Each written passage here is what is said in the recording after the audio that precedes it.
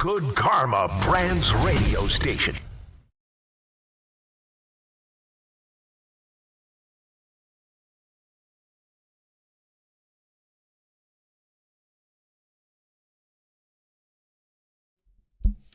Well, you always hope for the best, and listen, you knew going in at the very least you would be entertained, and you had a good football game, and you were entertained. The problem was the results are eerily similar to what you've seen all year. It's Bart Carlin on ESPN New York and on the ESPN New York app and on the ESPN New York YouTube page. What up? What up? I tell you what, I was happy and pleasantly surprised with Jameis Winston play, but I also was pleasantly surprised with the fact that Giants fans didn't sell all their tickets to Green Bay fans. It was still 50-50. It could have been 70-30. Yeah, we thought it was going to be a lot worse. And I'm glad that, the fans showed up and Jameis Winston played relatively good. I mean, listen, we understand that that's supposed to be the most elite or one of the most elite teams in the NFC. And I think it was a ball game. Yeah. And that's all you can ask for. And, typically when you're not a good player or not a good team, you find ways to lose games. And at the end, the interception late, it was a play that could have went every way. You learn from that experience, and you see it all the time. Teams lose games. One year, they lost 6 games by 1 score or more, and then the next game, they're better off for it, and they emphasize on winning those games. So it's something. I wasn't embarrassed with what Kafka did. I thought he had a good game plan. I thought they did a good job in understanding what Green Bay does. I mean, Michael Parsons, Rashawn Gary didn't wreck the game. I mean, I think if you're a Giants fan, you're like, okay, I'll sign up to see more, especially if I'm going to have a full team. If I can get a Daboll back, I'll have a full team, and maybe some of those plays that maybe Banks gave up, maybe that's a Daboll out there, and those are deflections or something like that. But all in all, I wasn't – and I guess it's a good thing. It wasn't a tragedy. No, they did not. They looked functional. They looked like a football team. They didn't do dumb things. They had a couple of pre-snap penalties, but it wasn't an abject train wreck in watching that game. And Jameis gave you a chance. He gave you a chance. He made plays on third downs. Yes, did he take a couple of chances that he probably shouldn't have? This is what you're getting with Jameis. Exactly. This is just what it is. And the interception, not his fault. Jalen Hyatt is bad.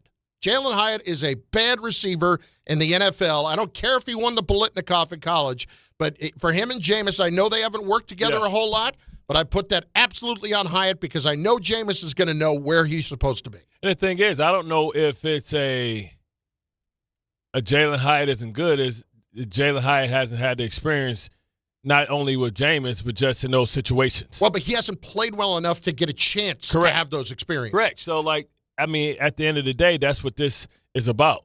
Yep. Letting him play and saying, hey, we moved on from you because we gave you your opportunity. We told you you're going to get your opportunity, and you didn't show up. Nope. And there are a few things that I'd like to tackle with this game. Number one, Mike Kafka was fine. They looked functional. I think he was a little eager early to throw the challenge flag. Yeah. It was burning a hole in his pocket. Let me get one out there. And that was obviously a bad challenge. But other than that, there was every part of it that looked functional. And so my partner on the radio is Kelly Stauffer, who played quarterback in the league. Oh, that's right. I forgot you had to get out. You was front and center. I keep forgetting. But it wasn't on in New York, but it was on elsewhere. Don't matter. So at any rate, Kelly kept making the point, you have to give Kafka a lot of Kafka. I got to get it right. Give him a lot of credit because he and Jameis are on the same page here. Kafka's calling the plays, and Jameis is playing within himself for the most part. And think about being that personality that is Jameis Winston. And you have been sitting on the sidelines all year, and you're cheering everybody on. Yeah. You're getting all pumped up, and you're getting your chance to go out there. Man, I'm going to go out there. I'm going to sling it. I'm going to do everything I can. And he didn't do that. Did you see the? Did you see his interpretation of the Harlem Shake? I was like, "What shake is that?" That's the Florida Crab House Shake. But I tell you what, how can you not just as a teammate, man? He's just like, man, that dude crazy. Yeah. But he makes you smile. He brought a level of professionalism to the position. Yep. And he brought a sense of, I'm not just here, and I don't really care if I look bad. We're not here playing out the string. Right, I'm here to go out here and try to help this team win some games. And he was throwing into tight windows, and typically sometimes, he would get multiple interceptions with that. A couple times they were playing like this clue coverage where pretty much you try and act like you're a man-to-man, so you press the guy, you turn outside, but as soon as you do that, you wheel around, you look and see what Tua's doing. And if Tua is sitting down or if Tua's running an out, that's where you get the interception. But people don't know what that coverage is, and you're a Jets fan. Remember Monday Night Football, Tony Romo, Revis came off and got the pick when he came off, out like he was playing man. It was called a trap coverage. They tried to trap him a couple times. He almost fell for it, but he didn't fall for the big trap. So Jameis Winston, once again, 65% completion rate, 201, and then with Tracy running the ball, that's good offense. Well, it is good offense, and he gave them those opportunities, and they love him. That team loves him. Yeah, they do. Tyrone Tracy, before the game, was talking about last week when Singletary had that long run. Yeah. And Jameis is sprinting down the sideline with him and there to be the first guy to meet him after he makes that big play. Yeah. This is a guy who hasn't even been active. He's an emergency quarterback all season long, and he's that dude. So when he's out there, they are all leading. They are all following, rather. They are all on the same page as him. Now, to the bad, I can't get over how bad the defense is. I really can't. I want to fact. Here's the thing. Before I know what you're going to say. Yep. I'm going to just point a couple things out first.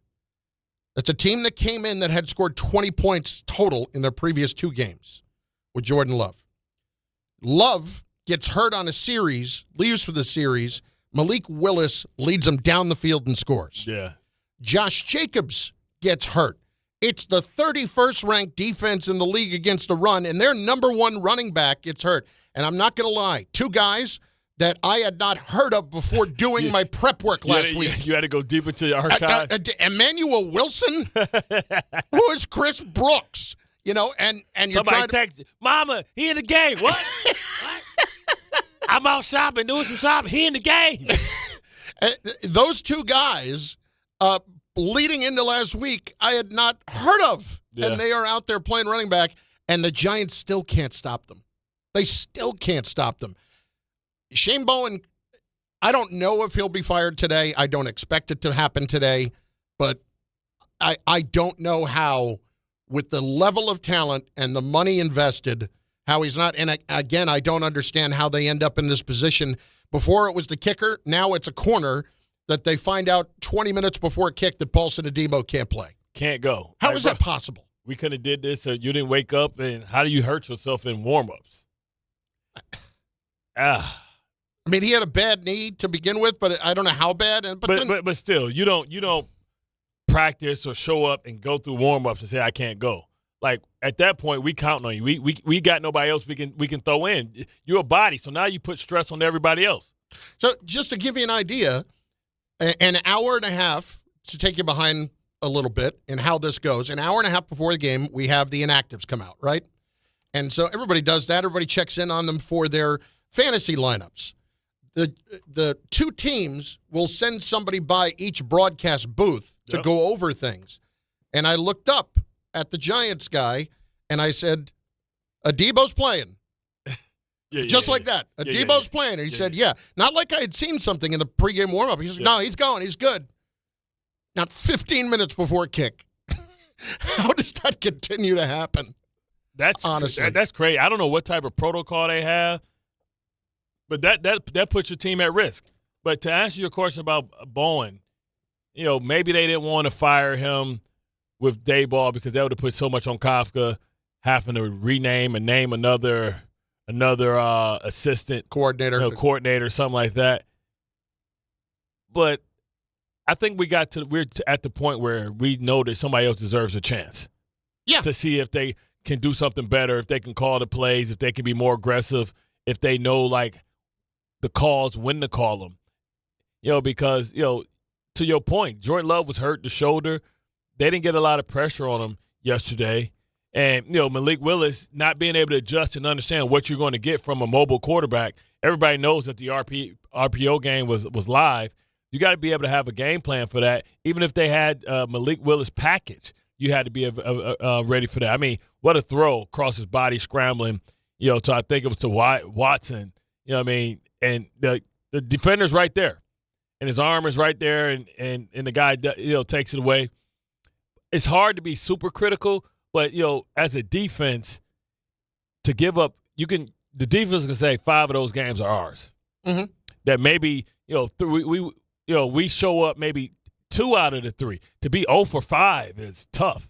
To be able to have the lead and not be able to show up for your team. Nobody comes up with a turnover. Nobody comes up with a play. Nobody stops them on downs. When you talk about the most expensive defense in all of football, that's the disappointing part. That they can't find a way you can't say you don't have the talent. So is it not the scheme, or is it not understanding the situational football? What is it that makes you bad in these moments that you can't come up and find a way to make a play? Like, damn, get them off sides or something, like blitz from the corner or something.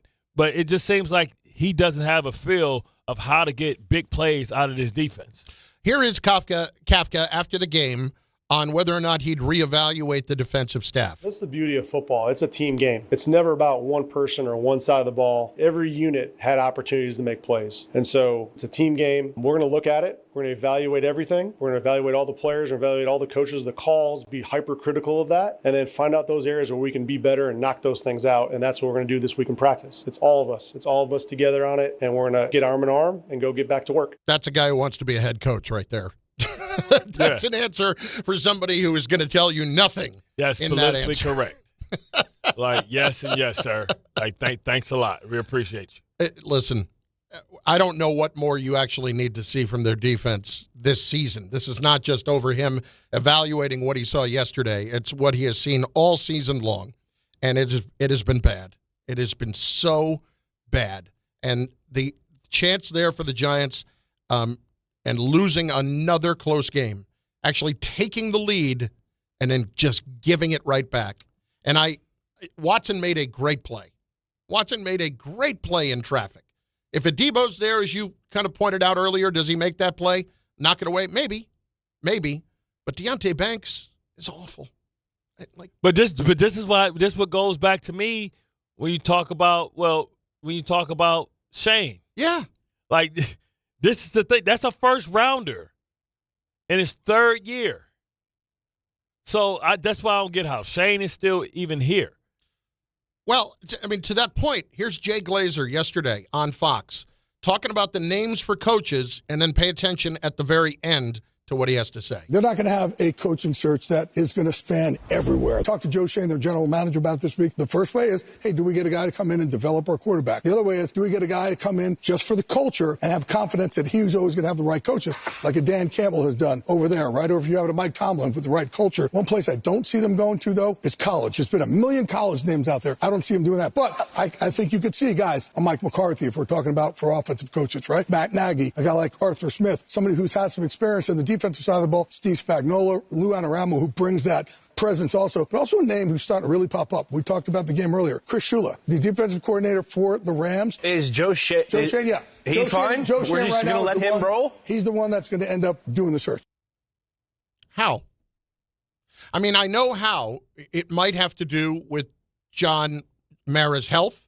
They might need somebody to go and run this, but I don't know how, when the rubber hits the road, if the right coach comes in, whoever it is among those names, or whoever it is that you really feel like you have to have.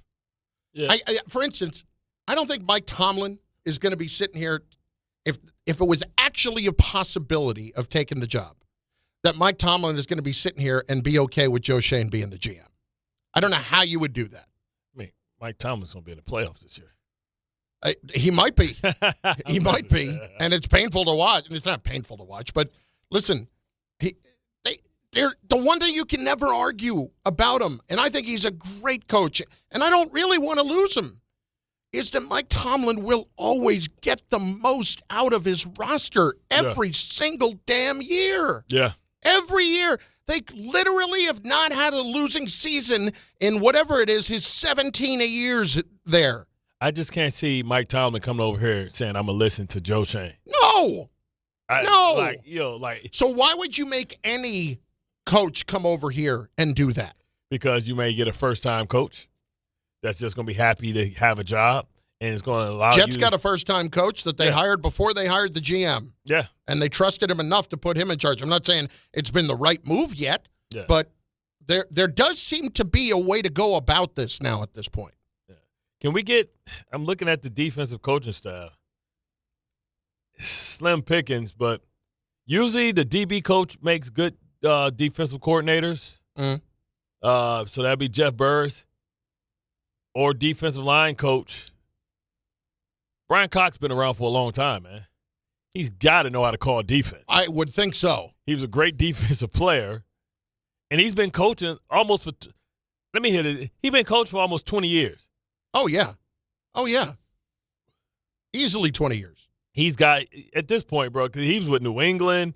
Like, he's won Super Bowls, like joining the Giants at 56, blah, blah, blah. Yeah. He's been coaching since 2000. He's assistant defensive line coach in 2006 for the Jets. This dude's been coaching literally for 20 years. We were right on point. He was pass rush specialist, D-line coach, pass rush specialist, D-line coach, D-line coach. We're only trying to get through 8 games, and we're just trying to get him to play a little bit better. I just want a spark. Yes. Somebody different. Yes. Shane, he's gonna get paid regardless. Now, I want to get to the best news yesterday for the Giants overall. Adam Schefter put out a report before the game about how much they are trying so hard to get Jackson Dart to understand about taking hits and about taking risks, and how it's not just about how the offense was called. Because I think the one thing that we have gotten, at least me, you have talked about this a little bit, that I didn't take into enough account. The offense is Daboll's offense. Yeah. What did Daboll's offense do with Josh Allen? You ran the ball with Josh Allen up there. All the time. Josh Allen is 6'5" and 260. Yeah. Jackson Dart is not 6'5" and 260. Did they give him a mirror? Now look at you. I mean, you're okay. You're nothing special. Why you acting like you Hercules?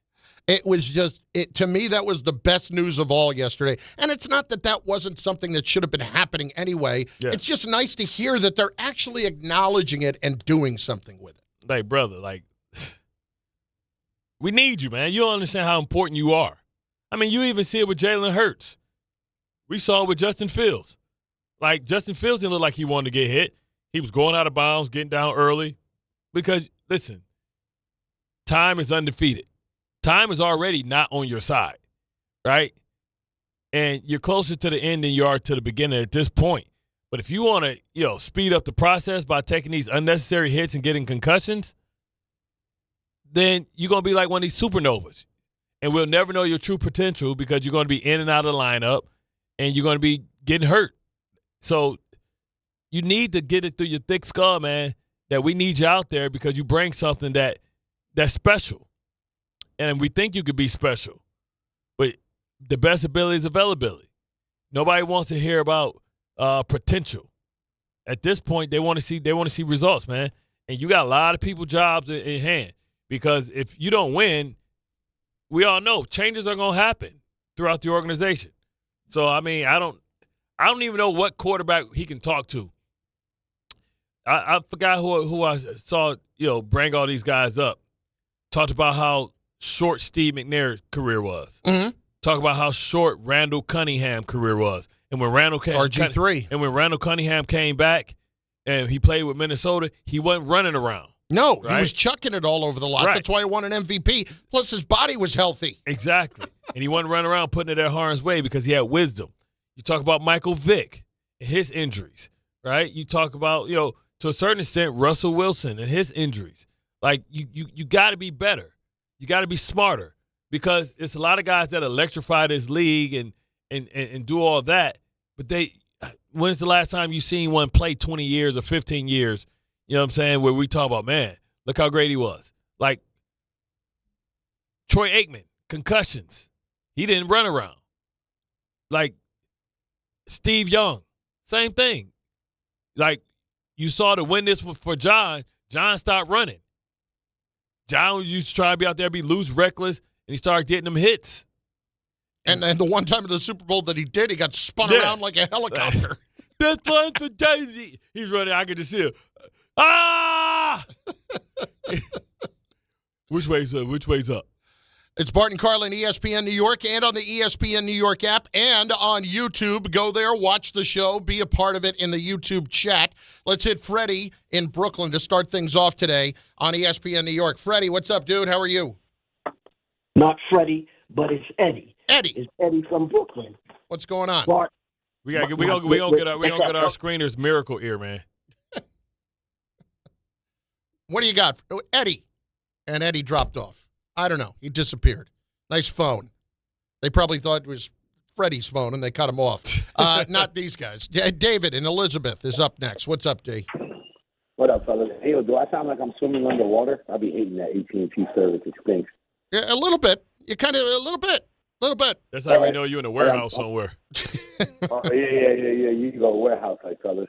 Yeah, so I do want to say this, man. Like, so Shane, we see what you're about to do. You're about to try to push Kafka on everybody, right? They'll be like, yeah, make him the head coach. I mean, we'll reevaluate the talent, and then we'll do this again. No. Somebody should kick in and be like, yeah, we see what you're doing. It ain't going to work, brother. Like, you terrible with a big T, because his draft picks haven't been good. And not for nothing. You guys see Banks. He's terrible, bro. Teddy, but I haven't seen somebody so horrendous on defense. I mean, besides our people. And before you guys let me go, Bart, we had one job. Stay home, mind your business. How does one of our players get shot? Like, come on, bro. What's going on? Yeah, that's sad, man. You just never know. I don't know if he was out or what happened. I didn't read the specifics. I just saw that he got hurt. What is the latest? He's okay, He's think. okay. Yeah. He was, what they say when they say morally wounded, not, critically wounded or something. But shot in the stomach, that's tough because there's a lot of stuff there, man. Yeah. And that's unfortunate. And you never want to blame the kid. He didn't. He could have been a innocent victim of violence. I think he was on IR.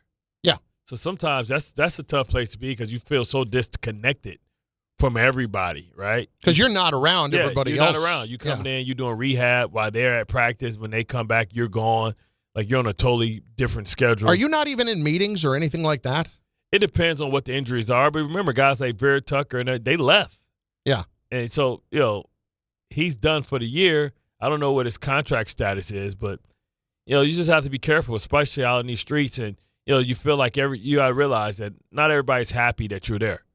I mean, not everybody's happy for you. And you go in and, I can think of some times where, well, for the most part, I never went nowhere by myself. I always had, like, player protect because you have player protect. And like what's that?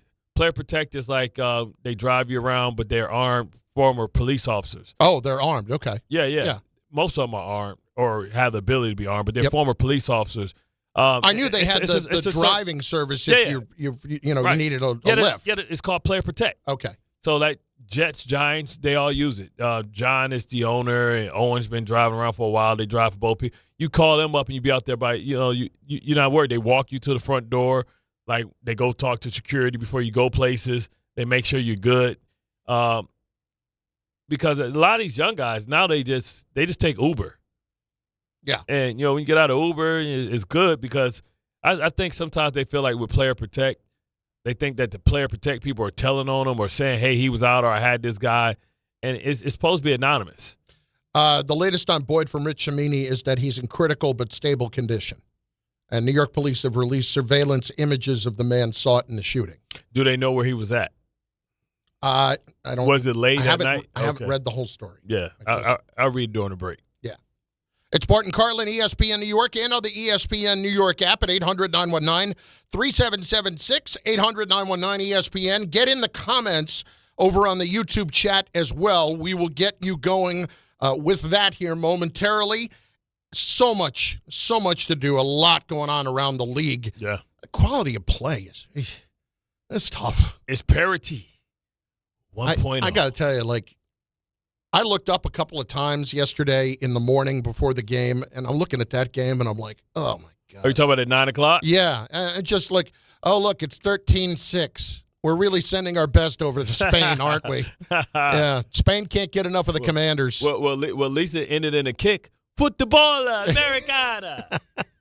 Bart and Carlin, load them up. 800-919-3776. Your chance to get in on the Giants. Should Shane Bowen be out today? What's next? And how is this going to improve? On 880 ESPN, ESPN New York, and the ESPN New York app. This is an ad by BetterHelp. Shorter days don't have to be so dismal. It's time to reach out and check in with those you care about. And to remind ourselves that we're not alone. As seasons change and days grow darker sooner, it can be a tough time for many. This November, BetterHelp's encouraging everyone to reach out, check in on friends, reconnect with loved ones, and remind the people in your life that you're there. BetterHelp does the initial matching work for you so you can focus on your therapy goals. Short questionnaire helps you identify your needs and preferences, and our 12-plus years of experience and industry-leading match fulfillment rate means we typically get it right the first time. If you aren't happy with your match, switch to a different therapist at any time from our tailored recommendations. This month, don't wait to reach out. Whether you're checking in on a friend or reaching out to a therapist yourself, BetterHelp makes it easier to take that first step. Our listeners get 10% off their first month. Just call pound 250 and say the keyword timeout. That's keyword timeout after calling pound 250. Eastbound on the LIE, we have an accident out by Casino Boulevard. At least one lane's taken out. Westbound, also a breakdown in the center lane near the same spot. New England Thruway accident northbound as you approach the Hutch. Cross Bronx on the heavy side with construction under the apartments. Inbound about 20 to 25 minutes at the GW. About 15 to 20 minutes at the inbound Lincoln and the Holland. I'm Tom Colangelo on 880 ESPN New York. To help those who want to be helped but may not be able to afford it. That's what PGA Tour winner Grayson Murray had envisioned for a foundation before he sadly took his own life at just 30 years old. His parents channeled their grief into creating the Grayson Murray Foundation, carrying out his vision to help those struggling with mental health and addiction. To donate and learn more, visit GraysonMurrayFoundation.com. Mornings with DiPietro and Rothenberg. This whole idea that Joe Shane is just safe and you have nothing to worry about is apparently not true. He's going to do the due diligence. All right, here's a folder on him and a folder on him and a folder on him. They will determine who they want based off of his information. He is hardly safe. Not that he won't be back, but it's not a slam dunk that he will be back. DiPietro and Rothenberg. Morning 6 to 10 on ESPN New York and streaming live on YouTube. Whether you're shopping, gaming, or streaming this Black Friday season, don't take slow for an answer.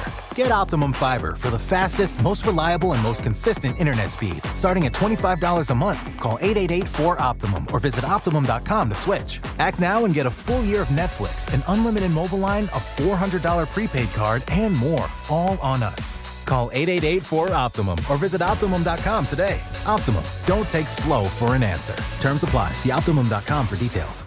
We all hear the radio ads about the IRS. They tell you to be afraid, to be scared, and they try to frighten you into calling. I'm not here to do that. Tax Relief Advocates is different. TRA is here to tell you that if you owe money to the IRS, whether it's $5,000, $50,000, or $500,000, we have a solution. It doesn't matter if you're sitting in your car, at work, or with your kids. No matter where you are, call now. 800-575-6759. Don't lose hope. TRA can eliminate or reduce what you owe to the IRS. Generous programs are now available that can give you a fresh start. Our passion is taxes and helping individuals fix their IRS problems. We have over 1,000 5-star reviews on Google and an A+ with the Better Business Bureau. You don't need to be afraid of the IRS any longer. End your tax nightmare today by visiting us online at TRA.com or call 800-575-6759. That's 800-575-6759. Tax Relief Advocates. Real solutions for real people.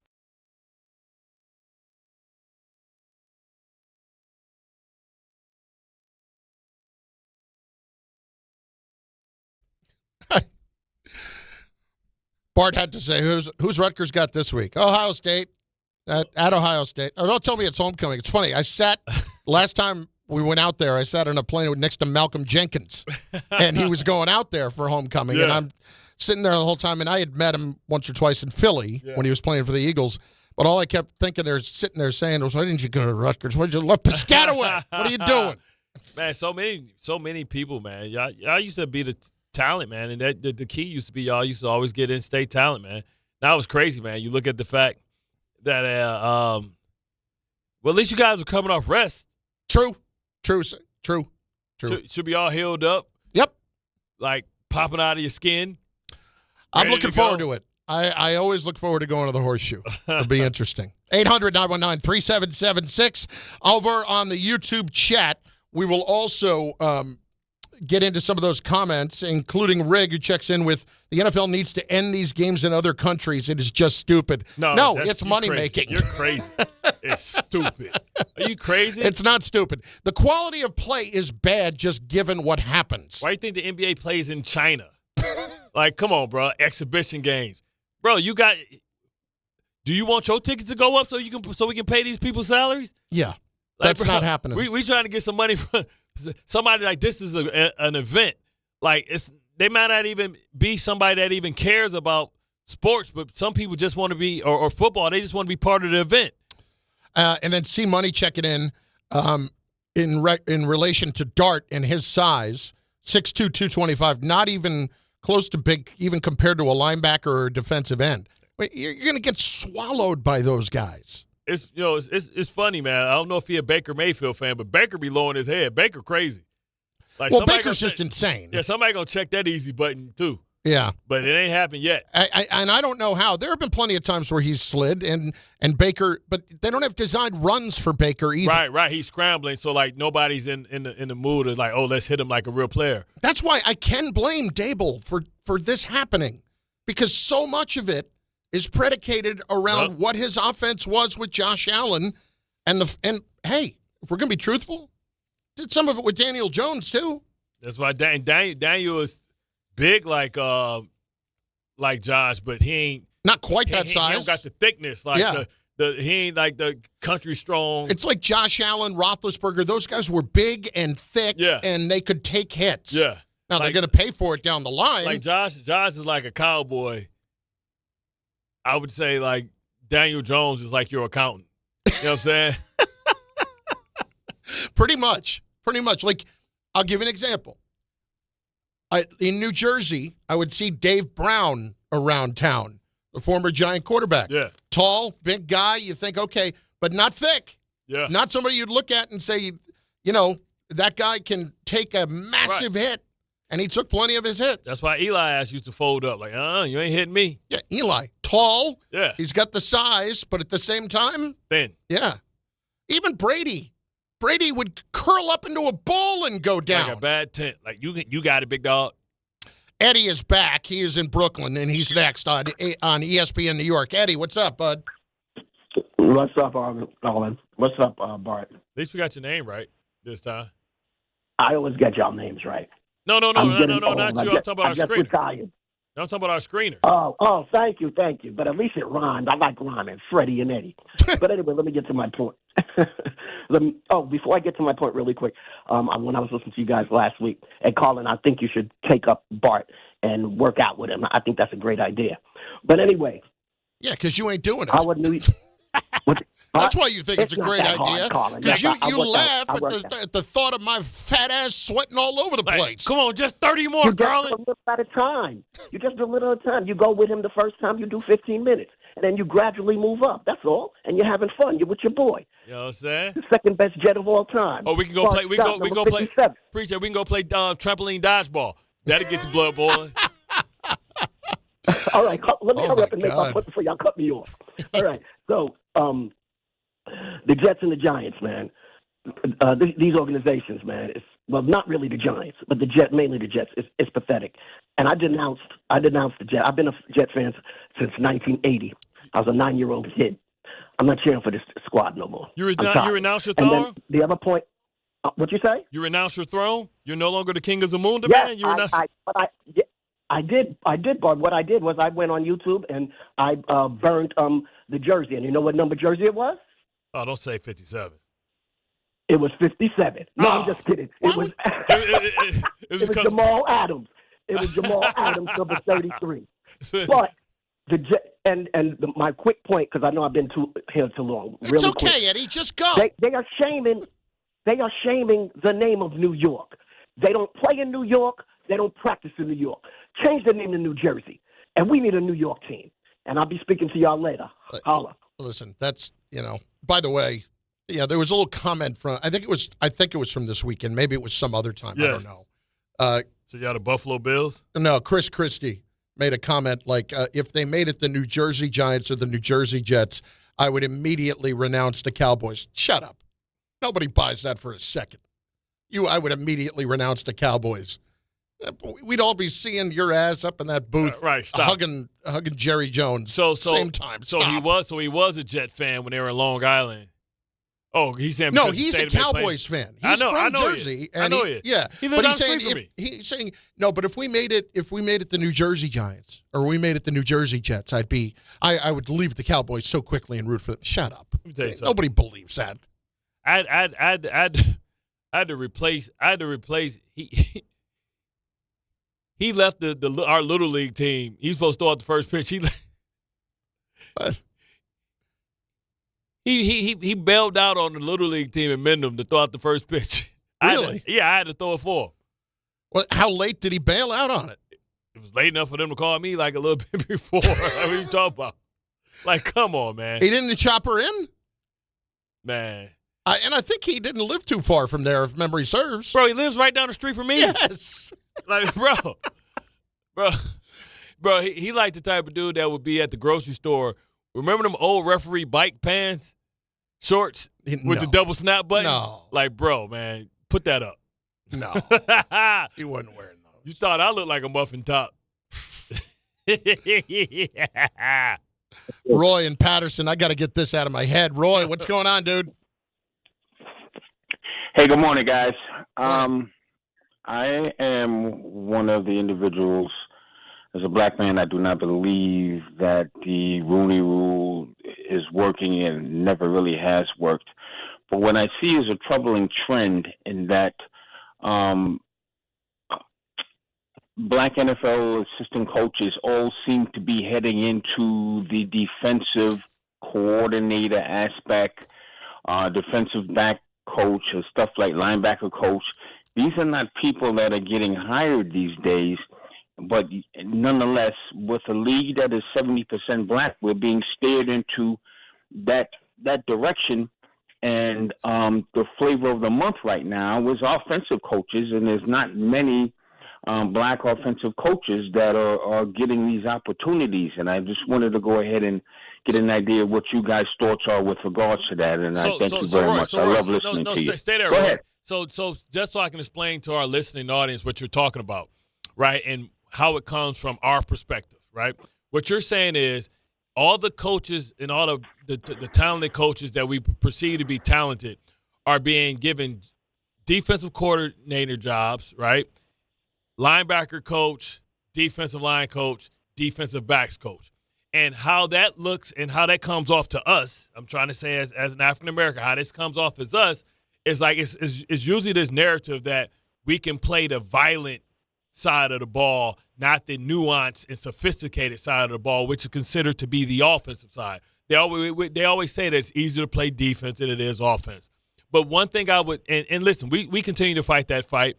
You know, we talk about guys like Marcus Freeman coming in maybe from Notre Dame and being able to get an opportunity. But one thing I can say that the league is doing, and if you have to kind of pay attention to, when you look at general managers, it feels like it's a more even playing field for African Americans to be general managers when you consider, the Brian Poles and Chicago and the kid in Minnesota. Adolpha.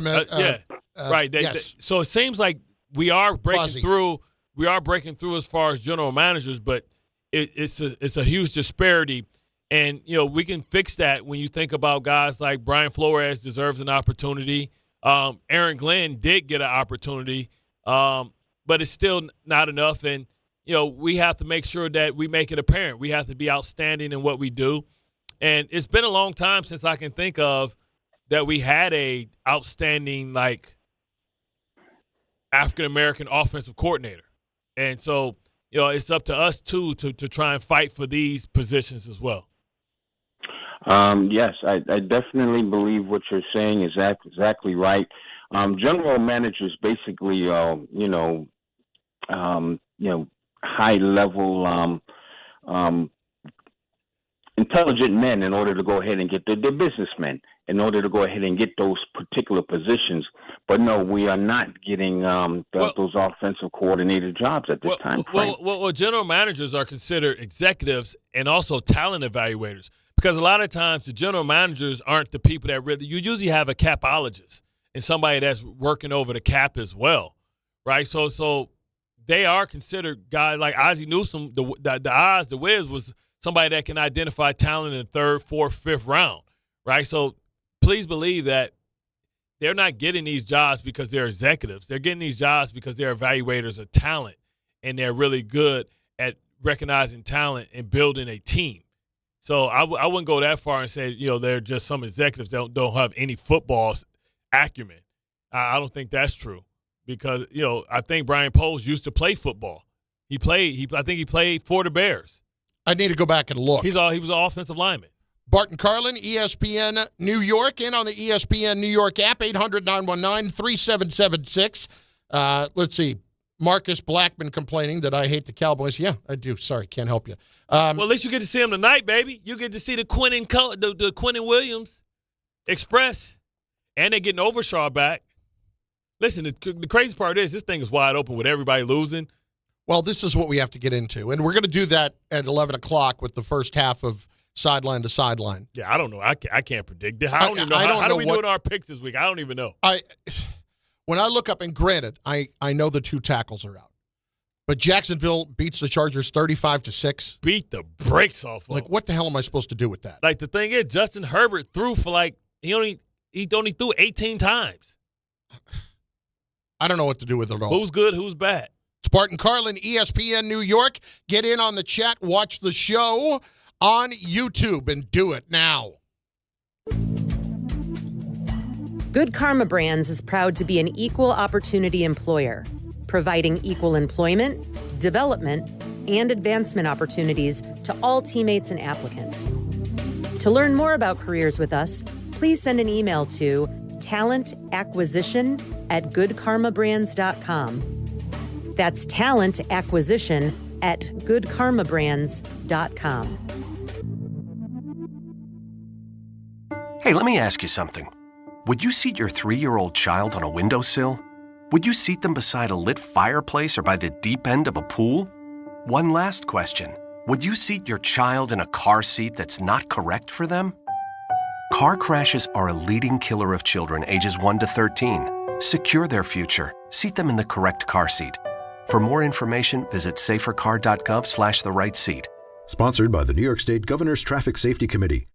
Listen up, New York. It's football season, and you should be out there enjoying every play, every tailgate, every moment. But if you're dealing with neck pain, back pain, joint pain, or sciatica, even getting off the couch can feel like a challenge. That's where Dr. Jay Shaw at Sandwell Pain comes in. He's one of New Jersey's top pain specialists, Ivy League trained, double board certified, and dedicated to getting you back in the game. Here's the difference. No surgery, no scars, no long recovery, no pain medication. Just precise, non-surgical, image-guided procedures that get real results. Dr. Shaw treats everything from neck pain, back pain, migraines, nerve pain, and chronic joint pain. And he builds a custom game plan that's right for you. Same day or next day appointments are available with offices in Woodbridge, Livingston, and Inglewood. And yes, most major insurances are accepted. So don't let pain keep you on the sidelines this season. Go to SandwellPain.com to call, text, or book online. Relief is closer than you think, and it starts today. All the way over Barzell, score! New York Islanders hockey is back at UBS Arena, and it's time to bring the family and make some noise. With more afternoon games this season, the Islanders have special kids-themed games and activities for young fans. Play games pregame at the park and head inside for fun on the concourse and on the ice. Tickets for the 2025-26 season are on sale now. Get your tickets at NewYorkIslanders.com.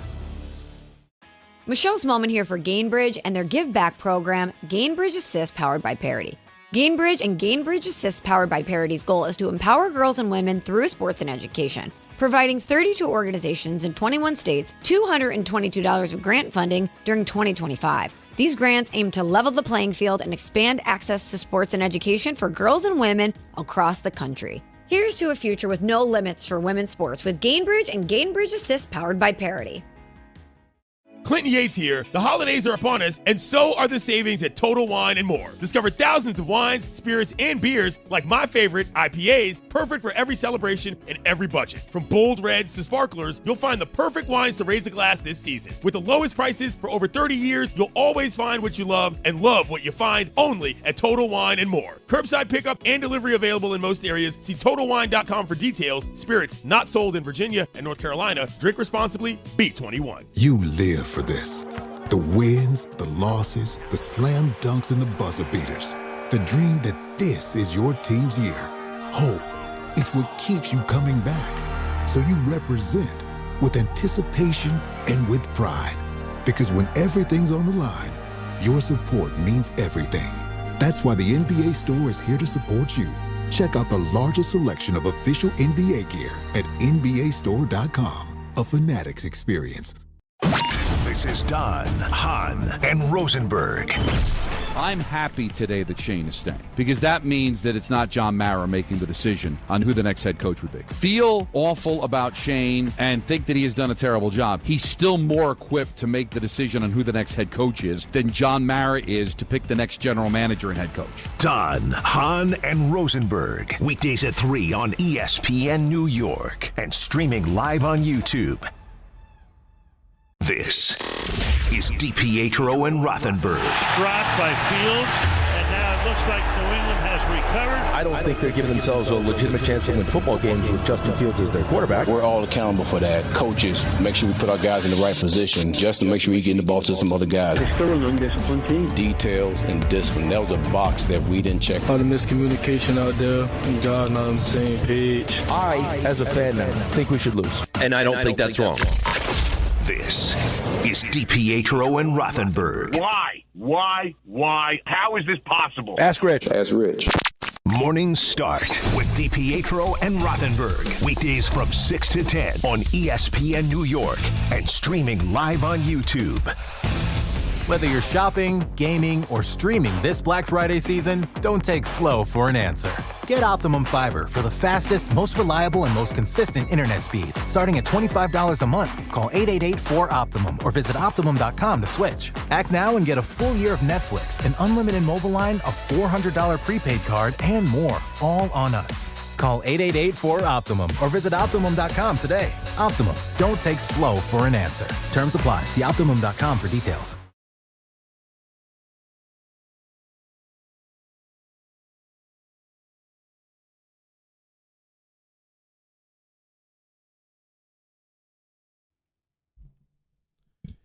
I tell you what, man, it was a weird day in football, man.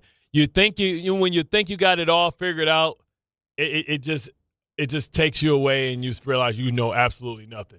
If you told me that the Kansas City Chiefs would be in third place and get beat by the Broncos almost handily without their two best players in the lineup, I would have laughed at you. But that's exactly where we find ourselves. Like, this is crazy world. And then Sam Darnold again, 4 turnovers, but an opportunity to win it at the end. Trying to believe in him. Like the Buffalo Bills, 6 touchdowns by Josh Allen. It's crazy world, man. Like, who's good, who's not? Because New England, Indianapolis, and the Broncos are atop the AFC. Yep. Kansas City is not in the playoffs. Yep. This is crazy work. Yes, it is crazy work. Who's good, who's not? It is absolutely crazy work right now. Trying to figure any of it out. And what makes me think that even though, like, normally, if this was a normal season, yesterday, especially with how much difficulty they had scoring, would have convinced me that finally the Chiefs are starting to be a little bit on their downfall, right? But I can't even believe in that because we're at this middle point of the season where you know that they're capable of turning it on. Yeah. Now, I don't think that they're out there playing like they just expect to flip the switch at some point. It's just weird. All of a sudden, we've seen this before, but they can't protect Patrick Mahomes. Yesterday, 3 sacks, and you talk about a team that's on schedule to break the overall sack record in the NFL. Wasn't Simmons struggling a bit? He's the kid that they brought in, that they drafted, who a couple of weeks ago kind of disappeared. Well, no, he left because I think he had personal problems, and his backup was struggling. And he was back yesterday, wasn't he? Yeah, he was back yesterday. And Jawan, it was really Jawan. Jawan Taylor. Man, he's been bad. I mean, we put in a rule that the lineman got to be up on the line of scrimmage because he's been stealing for the last 2 years a half a step. Yeah. Still in a half a step, man. So it's been crazy with that. But they just don't look the same. They doubled Travis Kelce, and they pretty much just manned up everybody else. The issue is, and the problem with Kansas City is, they stuck to their morals, and they did not want to give up a 3rd round instead of a 4th round for Breece Hall, and they cut their nose off to spite their face because they cannot run the football. And if they had that element to their game, it would make life easy for because the thing is, when teams decide we're going to double this guy, double that guy, play 2 high safeties, they can't make them pay the price by running the ball because they're not winning because they don't have elite running backs. Maybe they would not have wanted to pay him at the end of the year. But hang on. If you're the Chiefs, why wouldn't you have done that anyway? Because that's going to give you a much better opportunity in an AFC that is there to be taken, even though you're not in the playoffs at the moment. Yeah. Because they're more likely to franchise Breece Hall or at least try to keep him on a shorter-term contract, I think, at this point than maybe keeping Pacheco. $12 million, right? And the thing is, when I look at Travis Kelce, this may be his last year. You might have. I think it's over. You might have to cut bait. He about to get married, get fat, and go count his billions with his woman. No, I think it's over because there are too many times in the games where he disappears. Yeah, and he'll show up for a few series, plays. And it's not because he's not trying or anything like that. It's just he doesn't have the same dynamic ability, and frankly, I don't want to say instincts, but he just used to run things on his own. And Mahomes would kind of be on the same page. They have figured him out. Yeah, and he can't make adjustments to that. And they're doubling him, knowing that his routes are choice routes or option routes. Yeah, and that Mahomes will find him somewhere. And now he doesn't have that separation, that short area quickness to even create the separation that he used to create. At times he'll make big plays and he'll run a good route, and him and Mahomes be on base. But man, they can't stop no damn body. Anthony Dobbs Ferry is up on ESPN New York. Tony, what's up, baby? Guys, listen, as a Giants fan, yesterday for me, and I know some people aren't going to agree with this, maybe you won't either, perfect scenario for me as a Giants fan. Great game. Jameis Winston was exactly what we thought he was going to be. Threw some really great passes. Probably should have been picked off 3 or 4 times if Green Bay's DBs had any type of hands. And he threw some terrible balls. And guess what? With 2 minutes left in the game, it was very interesting, and most importantly, we lost, okay? We're still going to be in the running for a top 3, maybe even a number 1 pick, depending on what happens in Tennessee. For me, it was a perfect scenario, an interesting game. It was exciting, and we didn't get the win. I totally get it. That's what I want. I totally understand where you're coming from. I don't want to be bored to death, but I want to lose. Just give me a reason to watch. You know what I compared Jameis to yesterday on the broadcast? What's that? Jameis is Russell Crowe in Gladiator. Or the other guy. Are you not entertained? Are you not entertained? Was it Joaquin Phoenix or was it Russell Crowe? Is that not what you came in for? Was it Joaquin Phoenix or Russell Crowe who said that? Pretty sure that was Russell Crowe. It was Russell Crowe. Yeah, Gladiator. Yeah, okay. No, I couldn't remember. Spaniard. Was Joaquin Phoenix? No. I remember Russell Crowe was in it, but was Joaquin Phoenix the bad guy in that? Wasn't he the guy he took on late in Gladiator? Anyone? Hello? I don't know who that is. The guy who took him on late? Oh, you're talking about the guy he fought at the end. The last guy, the guy that came out of retirement. Yeah. See, I don't know people by their names, only by their characters. See, I don't call him Russell Crowe. I call him Maximus. That's exactly what it was yesterday with Jameis. Spaniard. That's what I was hoping for. Yeah, and listen. Joaquin Phoenix, he was Commodus or Commodus in the movie. I definitely so he was the other guy. Yeah, he was the other guy. Yeah, the other guy. The crazy part is so many other guys. He fought so many damn people. I didn't know if you was talking about when he fought the king. Oh, you talking about the king that he killed at the end? Yes. Okay.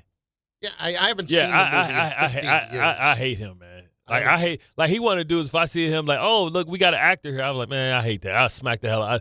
You ever hate somebody that play their role so bad, so good that you hate them in real life? Oh yeah. Yeah, he's one of them. Oh yeah. No, there have been plenty of people. I hate his guts.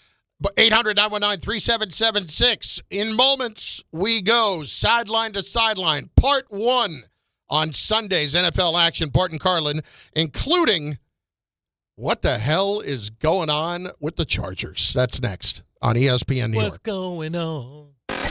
This is the Michael K. Show. If you did watch the 49ers against the Rams, the offensive sets that they run, the movement before snap, we don't see any of that in New York for either team, ever. And as much as we trumpeted Brian Daboll as an offensive guru, is there anything that they did in the 4 years that he was here that you said, wow, that's different. Wow, that's innovative? No, nothing. The Michael K. Show. Weekdays at 1 on ESPN New York and streaming live on YouTube. The FanDuel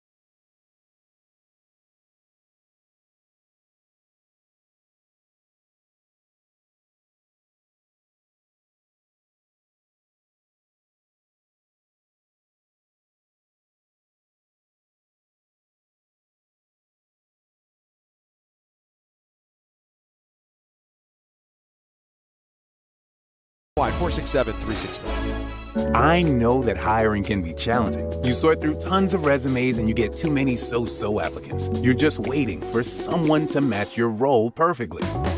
Well, now there's a place where you can meet them fast. ZipRecruiter. Need to hire right away.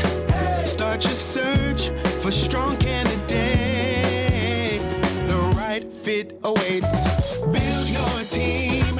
Build it sooner. Meet your match on ZipRecruiter. Just head to ZipRecruiter.com/ESPN right now to try it for free, and you're on your way to meeting your match. 4 out of 5 employers who post on ZipRecruiter get a quality candidate within the first day. So try it now. Go to ZipRecruiter.com/ESPN. Once again, that's ZipRecruiter.com/ESPN. Meet your match on ZipRecruiter. Try it free. If you've been injured in an accident that wasn't your fault, then you need a lawyer who knows New York's unique personal injury and workers' compensation laws. At the Parisman Firm, they have decades of experience handling all types of accident cases and a proven track record of delivering huge results. Their team has already recovered nearly $1 billion for injured New Yorkers. From construction to car accidents and slips and falls, they've got you covered. Call the Parisman Firm now at 718-WORKERS, where your case is their cause. Get the justice you deserve today. A Progressive Home and Auto Bundle can protect you round the clock, but we can't protect you from those painful moments in sports. Oh, I can't believe we blew a 5-touchdown lead. Sure, but you got to feel like they were going to win for almost the entire game. But I was about to buy playoff tickets. So you were prepared for a good time. That's pretty nice. It's the worst loss any team has ever had. And you got to witness history. Okay, we're done here. Well, at least your home and auto are protected with a bundle from Progressive. Progressive Casualty Insurance Company affiliates and other insurers. Not available in all states or situations. This is the story of the one. As a maintenance supervisor at a manufacturing facility, he knows keeping the line up and running is a top priority. That's why he chooses Grainger. Because when a drive belt gets damaged, Grainger makes it easy to find the exact specs for the replacement product he needs. And next day delivery helps ensure he'll have everything in place and running like clockwork. Call 1-800-GRAINGER, click Grainger.com, or just stop by. Grainger, for the ones who get it done. Hey, this is Jalen Brunson. Jalen Brunson for three. And this is your home for New York Knicks basketball. This is 880 ESPN. WHSQ and WCBS-FM HD2, New York.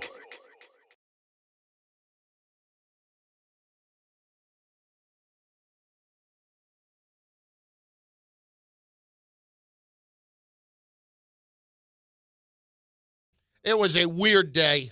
A weird day in the league. 800-919-3776.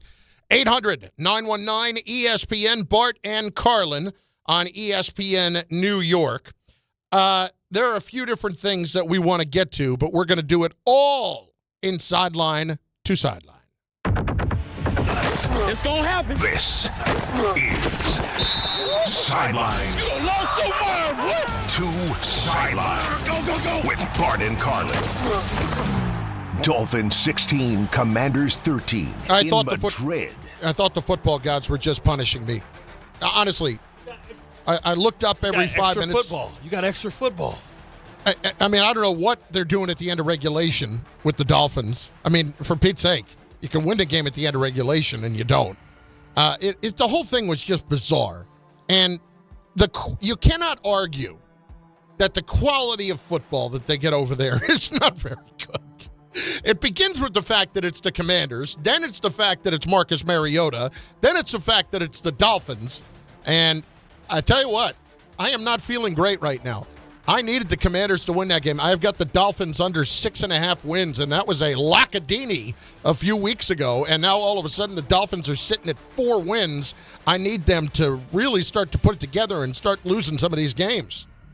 Yeah, I mean, the Dolphins is like saving McDaniel's job, right? When you think about, like, we thought that, the owner has a infinity for him. You're doing this without Tyreek Hill. You get a third-round draft pick because you let Jalen Phillips go to Philadelphia. I don't think he's getting fired. Yeah, me either. I don't think he's getting fired either. I think they're going to rally around him and see if they can kind of rebuild. The real, obviously, backbreaker for Washington was Mariota's pick on the first play of OT. That pretty much ended the game at that point. Dan Quinn has lost 6 straight games, and it is the 3rd time that has happened for him as a head coach. The bloom was falling off the rolls.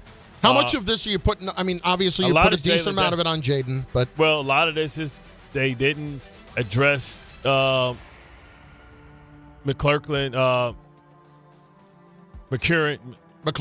They didn't address McLaurin's, and he's been unhealthy, which always typically happens when a receiver doesn't get into camp and get that type of stuff. He get these soft tissue injuries, and so it's putting too much on Debo. Debo's like one of the most targeted receivers in the league, but who else you gonna throw it to? And McDaniel, with Jayden being injured, it's just a lost season in a period where you would think. I didn't like what they did in free agency to begin with. Yeah, I mean, signing $15 million for Kinlaw, you crazy. But the O-line they did a good job with, and they traded for Tunsil. But the defense stinks. Yes. And you paid for Marshawn Lattimore to bring him over, and he was done. Yeah, he's got nothing. He's got nothing left at all. Next! Panthers 30, Falcons 27. You can have the Atlanta Falcons. I mean, they are just brutal. The Falcons are just brutal in the way that they lose games when they look so brilliant some weeks, and then they look like that. And again, the Panthers, I don't even care about the Panthers. Their kryptonite is Bryce Young. Bryce Young, they swept them this year. Remember the 30-0? Does anybody know what Bryce Young had yesterday? 450, 460. Yeah, 448. 448 for Bryce Young yesterday with 3 touchdown passes. I mean, you are not a serious person. If that is your defense, you are not a serious team. And now, by the way, Adam Schefter reported about 6 minutes ago that Michael Penix may have suffered a season-ending knee injury. And remember, this is a guy that has had 2 ACLs back in college. Yeah. I don't know how Raheem Morris survives this, man. I don't think he does. I mean, you're getting blown out by the Panthers twice. Like, it's one thing for it to be like once or something like that, a fluke. But Bryce Young, check Bryce Young's numbers out historically against the Falcons. He's like I forgot it was on Instagram. It's like this guy turns into Tom Brady when he plays them. So, people were getting a little bit cranky about LaFleur in Green Bay. Yeah. And before the game, there's chatter around the press box and stuff that a place that LaFleur could end up if they actually didn't make the playoffs this year was Atlanta. Working with Penix, I don't know. But again, Penix now with the injury. This is his first year as a full starter, and here we are with the knee injuries again. Next. Bills 44, Buccaneers 32. Bucs are struggling. Bucs were rolling for a while, and now they're 6-4. Josh Allen looked like Josh Allen. This was the Bills putting up 40. Josh Allen with 300 yards passing, 3 touchdowns, and 3 rushing touchdowns. See, but this was a good game. It was a lot closer until they ran away with it at the end. But this was a game all the way up until the end. I think it was 13 points in the fourth quarter. Actually, I think Tampa was winning going into the fourth quarter, and they kind of pulled away. With this at the end, I think it was maybe a turnover or something like that late. But Josh Allen, coming back after their horrible performance the week before, coming back with 6 touchdowns. I think Otto Graham is the only other person to ever have 3 rushing touchdowns and 3 passing touchdowns in the same game, and Josh Allen has done it twice. But Tampa Bay is going to be fine because they're in that division, even though they're tied in the win column with Carolina. Carolina has 1 more loss than them because they haven't had their bye yet. But when Bucky Irvin comes back and when Godwin comes back, and maybe Godwin doesn't. God. Yeah, and Mike Evans comes back. Are they going to come back though? The latter two, because they are older. But they'll be back in the playoffs. I mean, they still have 2 months, pretty much. They got the playoffs don't really start to the middle of January. 2 other things on this. First of all, Bucs now have dropped 3 out of 4. Yeah, they started 5-1 and they're now 6-4. And then the other thing, where was it? The other thing I want to point out: the Bills, if they don't give up 20 points this season, when they score more than 20 points, they are 7-0 and 53-1 in the Super Bowl era when they score 40. That's not that shocking, but still. And how crazy is it that Keon Coleman was healthy scratch because he missed a team meeting? What's going on with Keon Coleman? Well, that guy, he's you just ever heard him talk? He's a different cat. He's a different cat, but I thought he was going to be a pretty good player, and that different cat ain't exactly looking like that now. The worst thing that can happen to you is the team beats another good team without you. Yeah. Because all of a sudden, guess who's elevated from practice squad? Big Play Gabe, who knows Josh Allen, who made big plays, couldn't play when he left, but he can definitely play in their system. Next. Texans 16, Titans 13. Davis Mills is 2-0. Listen, the Texans defense is really good. Mm-hmm. It is a really good defense. I know that's not news, but in that division, do they have enough to catch anybody? I don't know. Because now Jacksonville gets an unlikely win, and the Colts are tied with one of the best records in the NFL. And here's what's amazing to me about it. I know that people are probably a little bit down on Cam Ward. You really need to watch him play because, Bart, I think it's there. I think he's got the ability. He shows moments in every game, and it's not like the typical guy who shows flashes where it's clear he's going to know what he's doing. I think a lot more of his struggles this year have been about really having not very much help combined with learning. Yeah, I mean, you talk about not having help. Calvin Ridley with a broken fibula. Oh, my God. Out for the season. So there's one less weapon for him. And they didn't trade him. They probably should have traded him. Yep. Titans are 1-9. They have the number 1 overall pick right now. Who has the number 2 pick right now? Giants. Wow. Because they're 2-9. There are other teams with 2 wins, but they've all had their byes. So that's what it is right now. But the Giants would have the number 2 pick right now. Next. Bears 19, Vikings 17. How are the Bears 7-3? I have no idea. The Bears are 7-3 with a -6 point differential. Yeah, it's like they've been winning a lot of these games when they get 4 or 5 turnovers. And, I think we have to have a real discussion with the upper brass of Minnesota about the decision to let Sam Darnold go, to let Daniel Jones go, and believing in Mike and J.J. McCarthy. Because if they don't succeed, it's going to be because J.J. McCarthy. And the J.J. McCarthy and what he isn't and what he can't do. Well, he's bad. He's not very good at all. Yeah. And that discussion, if it hasn't happened yet, listen, I know Kevin O'Connell is supposed to be the quarterback guru. Sometimes there's only so much you can do. If you remember before the draft, J.J. McCarthy was one of the more polarizing figures because the opinions on him were really all over the map as to whether or not he could be really good. There were some guys who thought he could be really good. Tannenbaum was very high on him, and there were some guys who thought, I don't know. Yeah, hell of a play action, right? I mean, he ran the ball all the time at Michigan, so when he actually did throw it, it was a surprise to everybody. Well, it doesn't look good now, and I'm still blown away by the fact that the Bears are 7-3.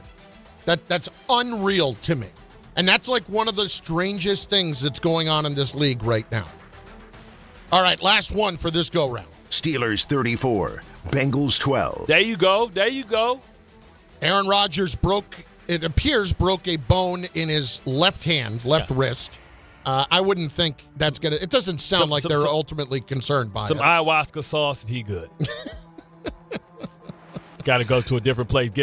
Crushed up that leaf that Batman took when he went to the League of Shadows. He'll be all right. Well, I can't watch Mason Rudolph either. So it's really take your pick. Mason Rudolph did his thing, though. I know. Well, I know. He did his thing against the Bengals. Come on.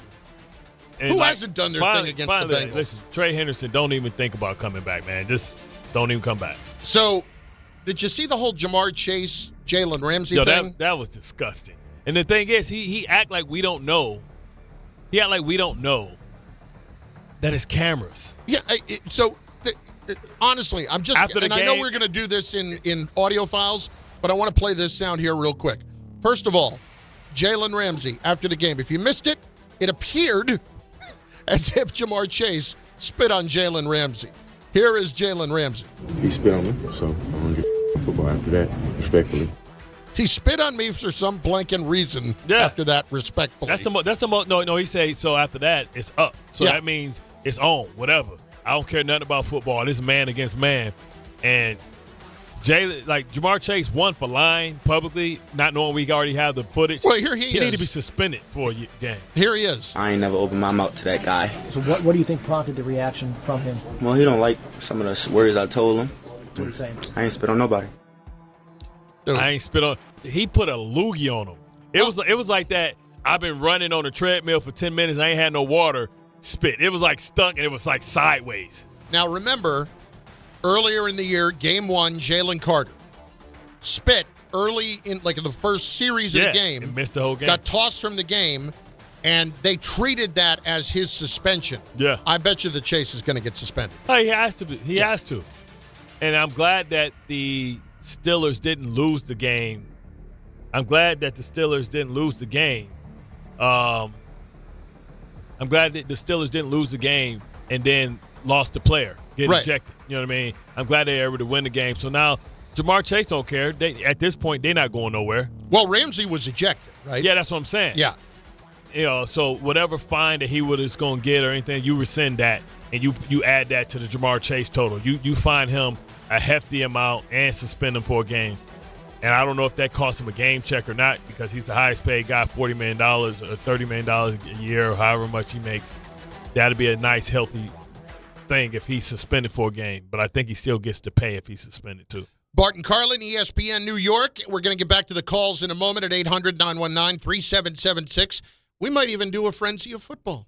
Ooh, because I know they do a football frenzy on Monday, so maybe we'll do a frenzy of football. On anything you want, open it up at 800-919-3776. Now, having said that, The quality of play right now, and I know how much we love the game, but I cannot make heads or tails of this league right now because of the quality of play. And I wanted to put this to you, okay? We'll talk about the Jacksonville game later on, and I understand that the Chargers do not have their starting 2 tackles. But how do games like this continuously happen? Are we putting these guys in too many situations that lend themselves to not playing their best, and they're giving the audience a great product right now as we are trying to squeeze for every penny that we can?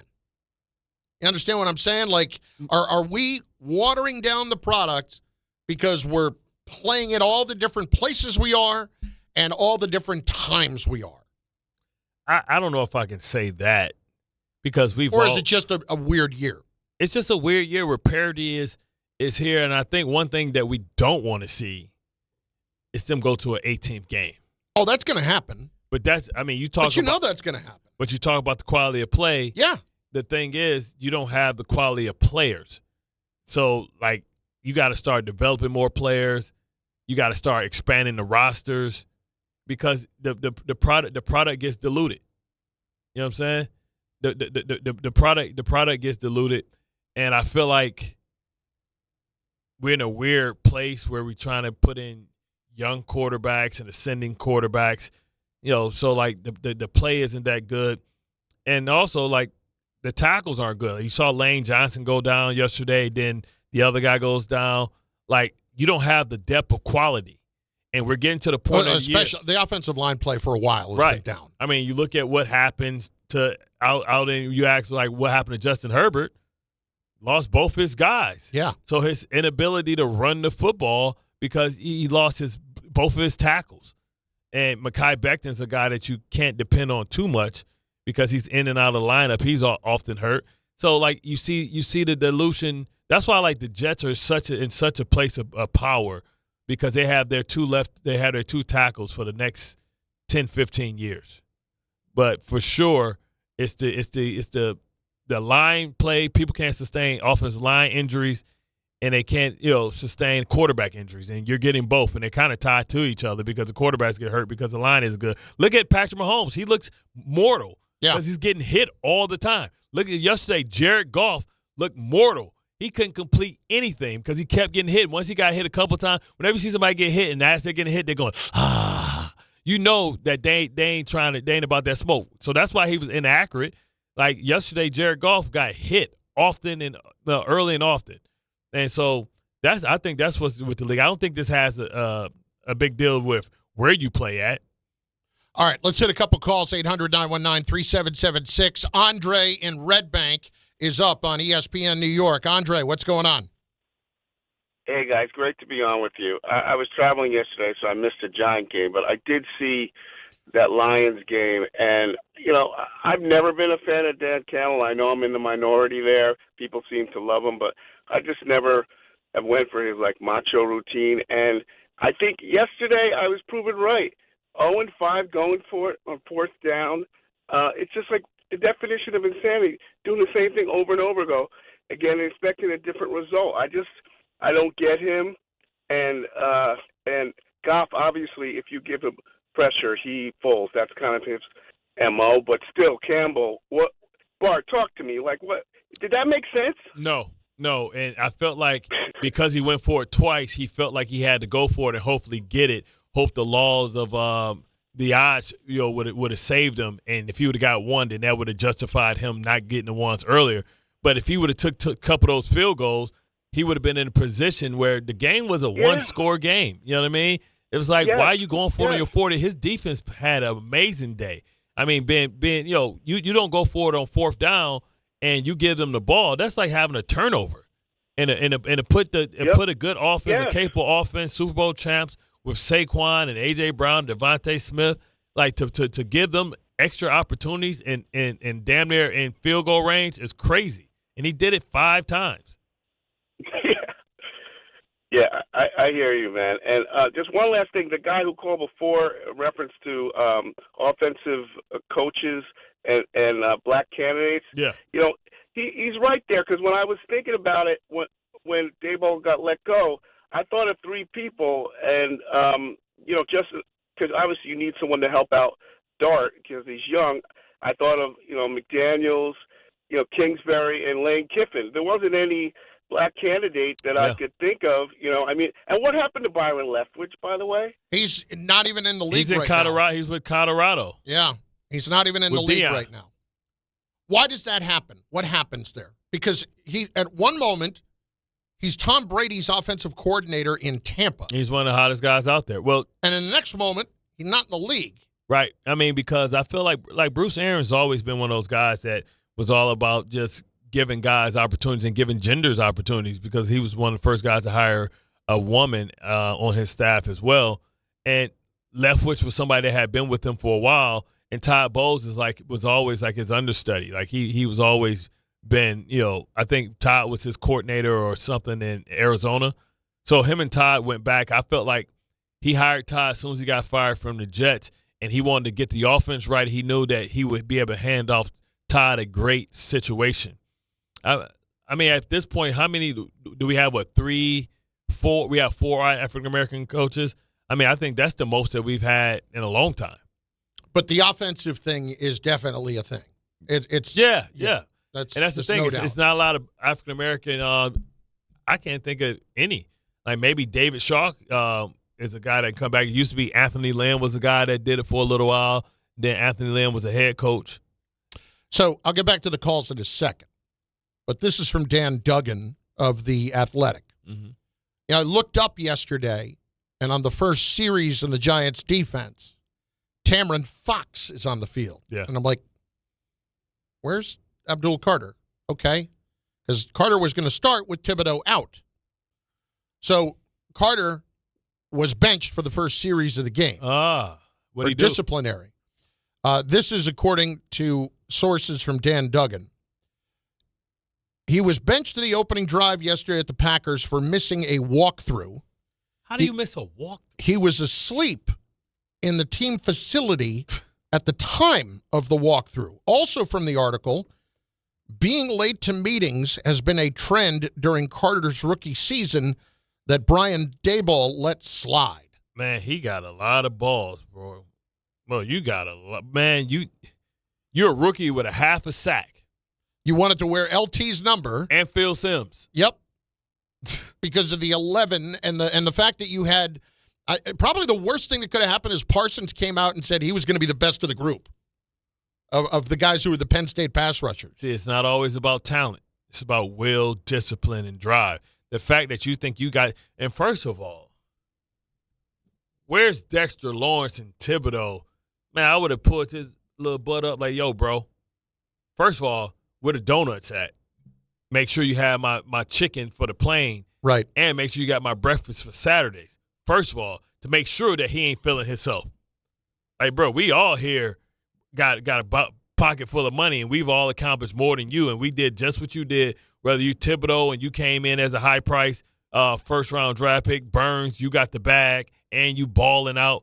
Dexter Lawrence, highest-paid nose tackle, making all this money, balled out, all-pro, Pro Bowler. And you mean to tell me this dude is falling asleep in the facility? What the hell are you doing, playing Fortnite, brother? See, this tells me that there's a bad situation in that building. Because if nobody... There we go with culture. Exactly. If the other guys, to your point, are not holding him accountable for it, what the hell's going on? Yeah, I mean, Javon Hollins. It's not like you have... Okereke. He can't look at those other guys and say, you're not accomplished in the league, or who are you? You're a bump. No. Yeah. Those guys are all much better than you. And Okereke get paid mad money. And they're not doing anything about this? Multiple meetings? Multiple. Man, Rook. And, quote, has been a trend, and Brian Daboll let it slide. Wow. Has been a trend. That's according to Dan Duggan. Dan's a very good reporter. I mean... Let it slide? What do we, man? So you couldn't slide that one. And listen, shout out to Kafka. That's what you do. Like, no, bro, I don't know. this ain't yesterday. Yeah. Exactly. Who the hell do you think you are? You unaccomplished rookie. Think you can come in here and you can not show up? And it's something like your sleep? Like you went and found a quiet place.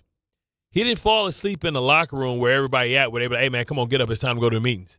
This dude went to a quiet place. I wonder, did he go to the massage room and go to sleep in the dark? Yeah, and it's amazing to me. You know how. First of all, and here's the other thing for Kafka. It's good. I mean, I really respect the fact that he did that because Kayvon Thibodeau's out. Yeah.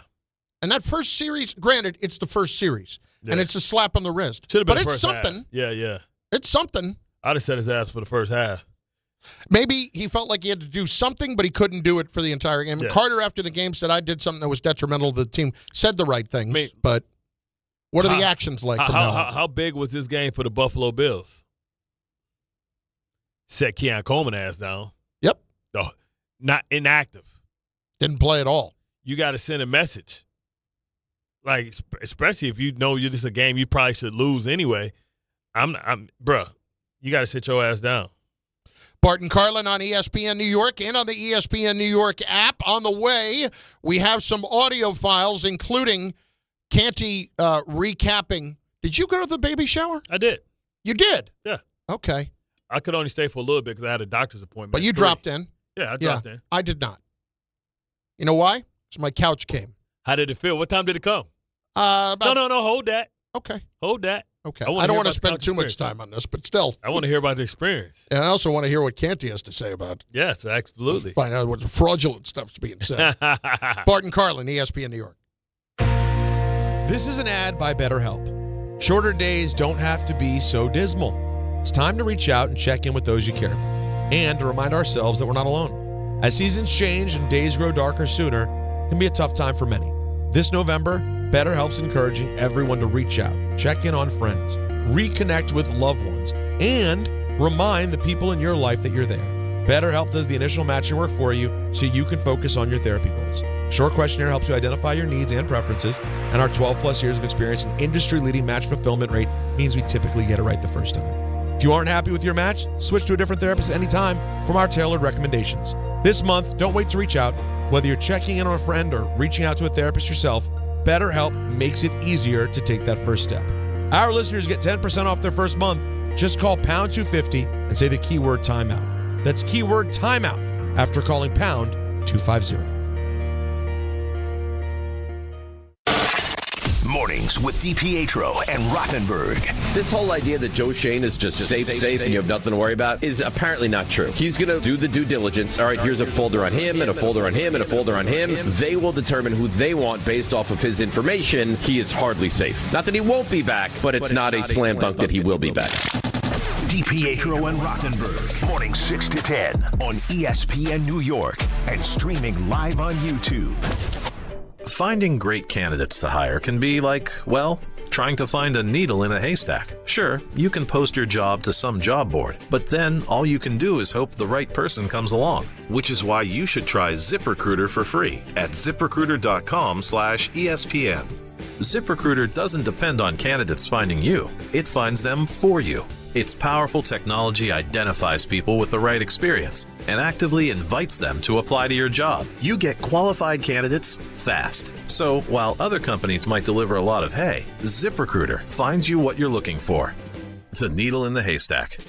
See why 4 out of 5 employers who post a job on ZipRecruiter get a quality candidate within the first day. ZipRecruiter, the smartest way to hire. And right now, you can try ZipRecruiter for free. That's right, free. At ZipRecruiter.com/ESPN. That's ZipRecruiter.com/ESPN. ZipRecruiter.com/ESPN. This is Rick Brunson, the assistant coach from the New York Knicks. I'll be driving to our games this season in style in my new Jeep Gladiator from Princeton Jeep. My friends at Princeton Jeep gave me all-star treatment, and you can expect the same thing. Just mention I sent you, and they'll treat you like family. Princeton Jeep has tons of inventory and great deals on new vehicles. Visit Princeton Jeep at 1045 State Road in Princeton, New Jersey, or online at PrincetonJeeps.com and tell them Rick Brunson sent you.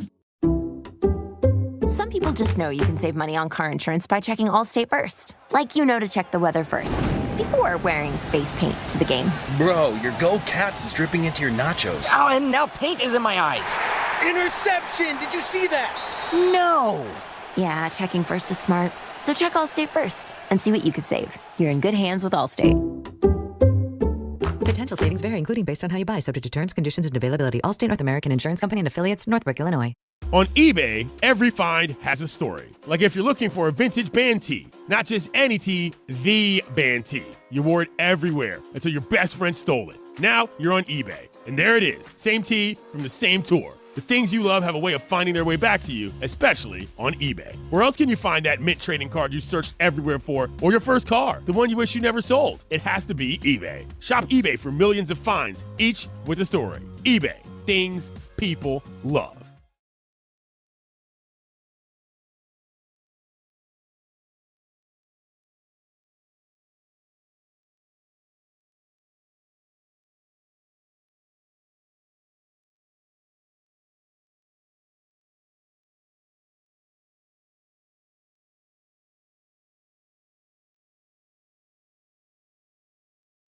We're on the air. Yeah. Bart Carlin, ESPN New York. Welcome, Biz. Here's the problem. My headphones, it's either too long or too short. Hey, you, get off my cloud. What's going on? We got to get you the extended pack. No, because when I put out the extended, then I get tied up in it, and it gets stuck in the wheel of the chair, and then it's just a freaking disaster and ends up falling apart anyway. Let's hit audio files. The audio file. What do you got there, Tommy Bauer? Well, guys, I've got some Mike Kafka for you from this morning, because I was going to play you yesterday's sound, but we've got some new sound. Excellent. And I feel like let's hear that. All right, so the big question that we had this morning was, is there going to be any changes referring to Shane Bowen and the defense? Well, that was the first question asked to Kafka. I would say status quo. I wouldn't anticipate any. As a matter of fact, we're going to go and attack this week. I'm excited for this week of prep. The coaches are excited about it. We just watched the tape with some good, fresh ideas. So, this will be a couple of good work days here. And we'll get the players in tomorrow. We'll set that plan in motion. So no firing of coaches today. No firing of Shane Bowen today. Everything is status quo. Let's everybody move forward together with excitingly average defensive play. I mean, how can Kafka even do anything? How is he empowered or emboldened to fire anybody? He's an interim coach. It's not that. It's more that Shane is not going to do it. And listen. Shane, no, maybe he just wants the pick. Yeah, Shane knows he's on skid row too. I knew that was going to happen. What?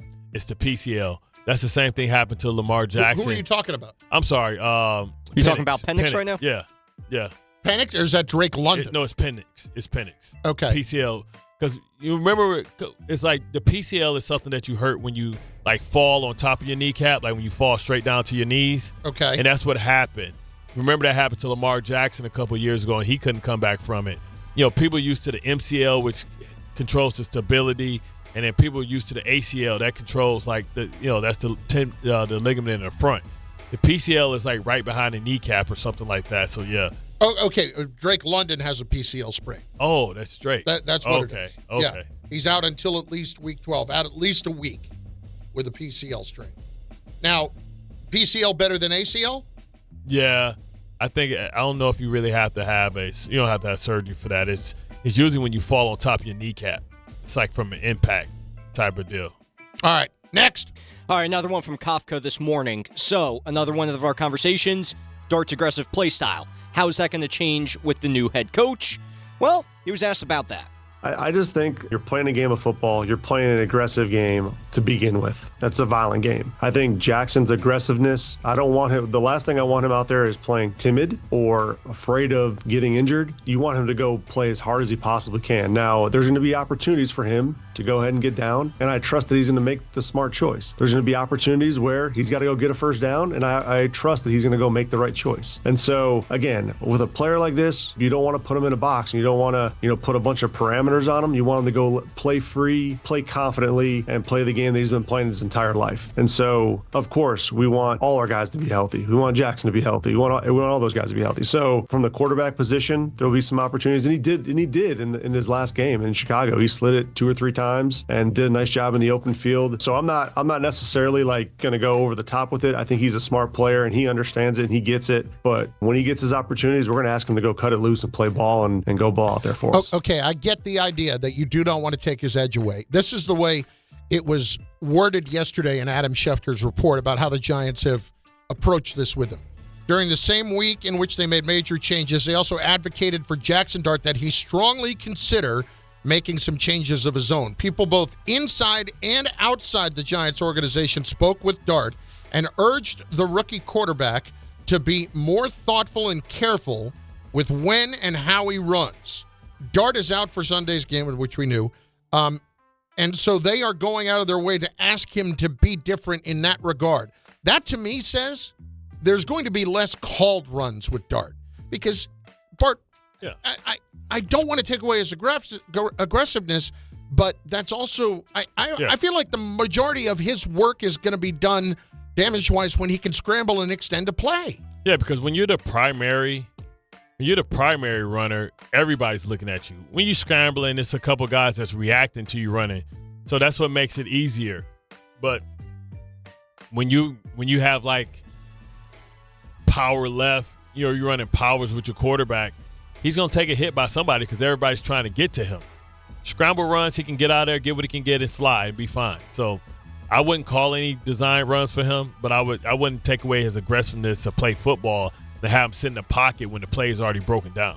Next. For anyone wondering, by the way, Kafka was asked this morning about Dart. He did say he's still in protocol, so they're just going to take it day by day and see what happens. They're not going to do anything that's going to rush him in any way. Jameis didn't do anything that disqualifies him for having the opportunity to keep going and doing it again. Absolutely. Absolutely. And you'd have no problem with that whatsoever. All right, from the Giants to a former Giant. The whole Chris Canty of it all. You guys discussed it on Friday. There was a baby shower for Canty, and there was a recap of it from Unsportsmanlike this morning. No, and I got to give a shout-out to Bart Scott because he was there at the shower. He came early. What? I didn't see him. Yeah, because you were late. You were late. He came early. He was one of the first people through the door. And Bart Scott, he bought a ton of stuff off the registry. But he did something that no one else did, which is actually bring a gift for Mel specifically. Bart bought a beautiful bouquet of flowers for my wife. And think about it, at a baby shower, it's all about the kid. All the focus is on the bump, not a lot of focus on the mom. And Bart actually bought a beautiful bouquet of flowers, which is now in a nice vase at my crib. And he bought that for my wife. So Bart Scott, that's a real pro move. A+. I doff my cap to you, sir. And Bart did that after only getting invited on Friday.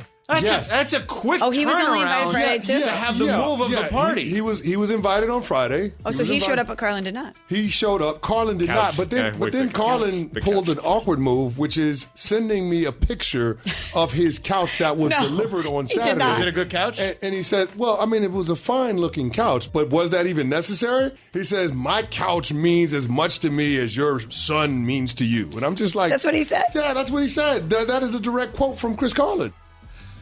The exact quote in the text I said was, I love you, but it was totally worth it. I had a picture of the couch. Look at you. Look at you. Oh, I know how Look to brown at nose. you. I know how to brown nose. Oh, you do. Oh, my. You Look go straight. At you go straight to the mom. You know what I'm saying? Yeah.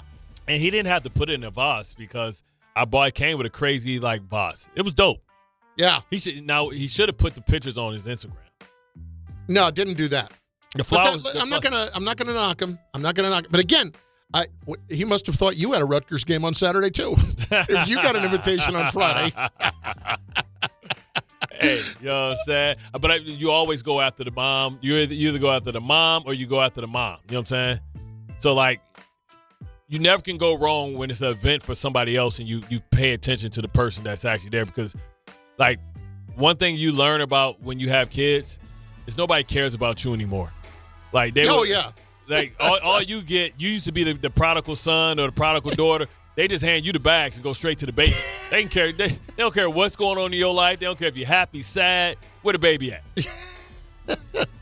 Well, good job by you. I haven't sent anything yet, but I need to send something now.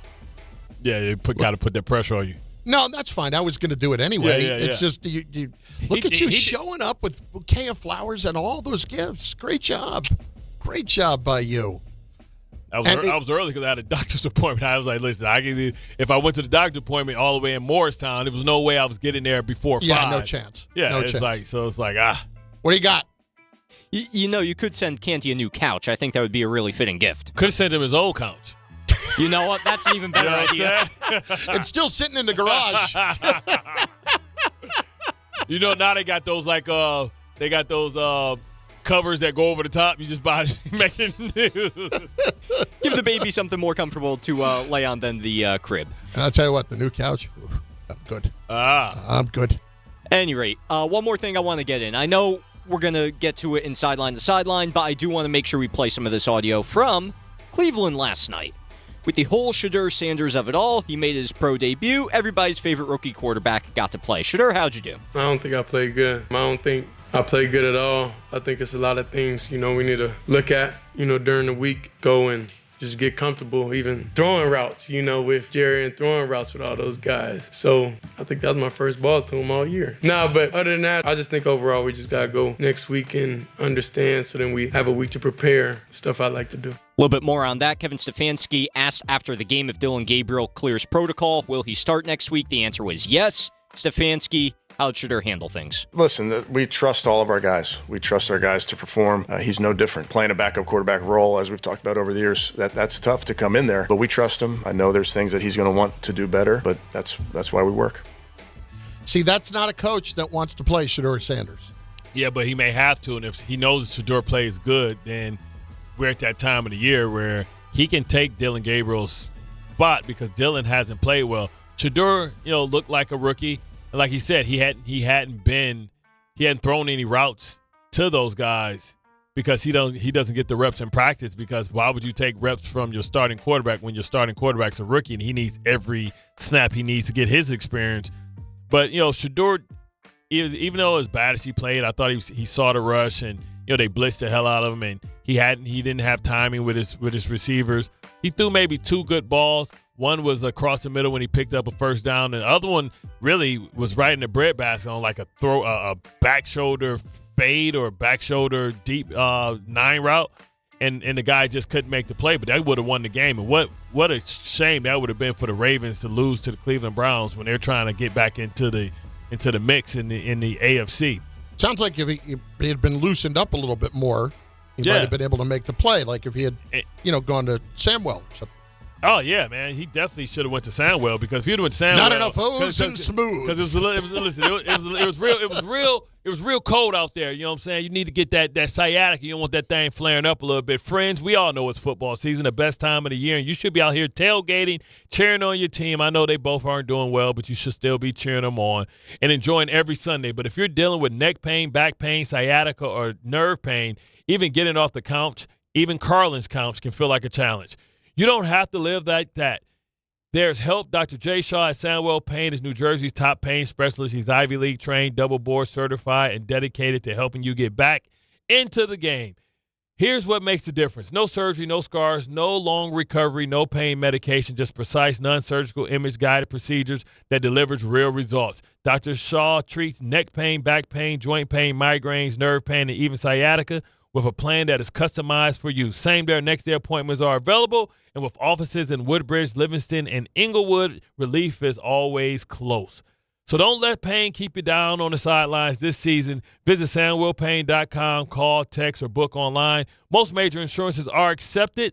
That's SandwellPain.com. Relief is closer than you think, and it starts today. More on Shedeur coming in just a little bit. Plus, Damien Woody in his weekly spot joining us at the top of the hour. It's Bart Carlin with so much more to do on ESPN New York and the ESPN New York app.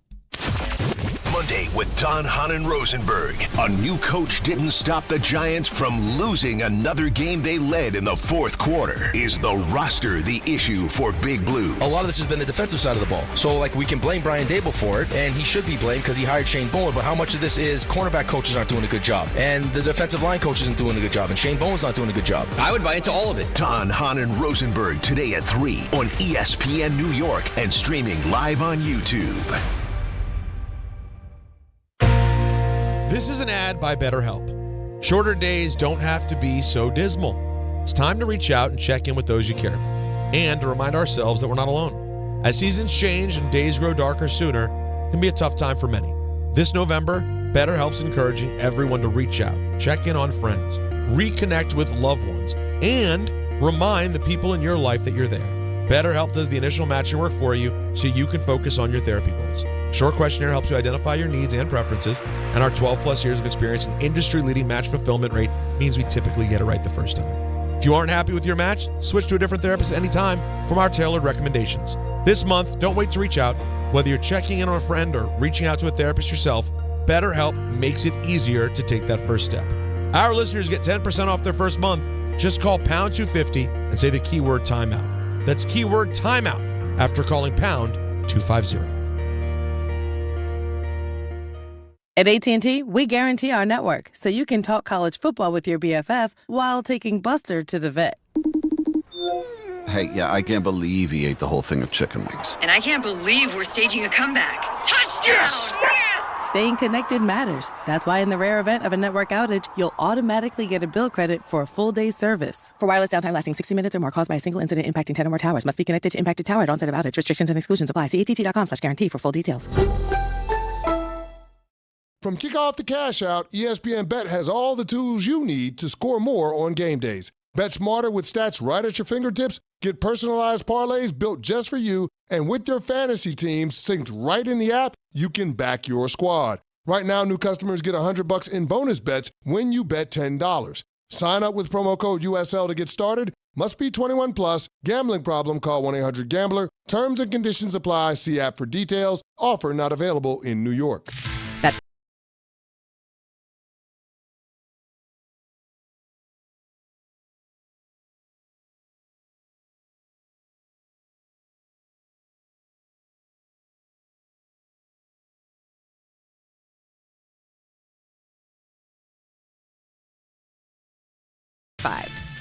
Gambling problem? Call 1-800-GAMBLER. 21 plus only. Must be physically located in New Jersey. T&Cs apply.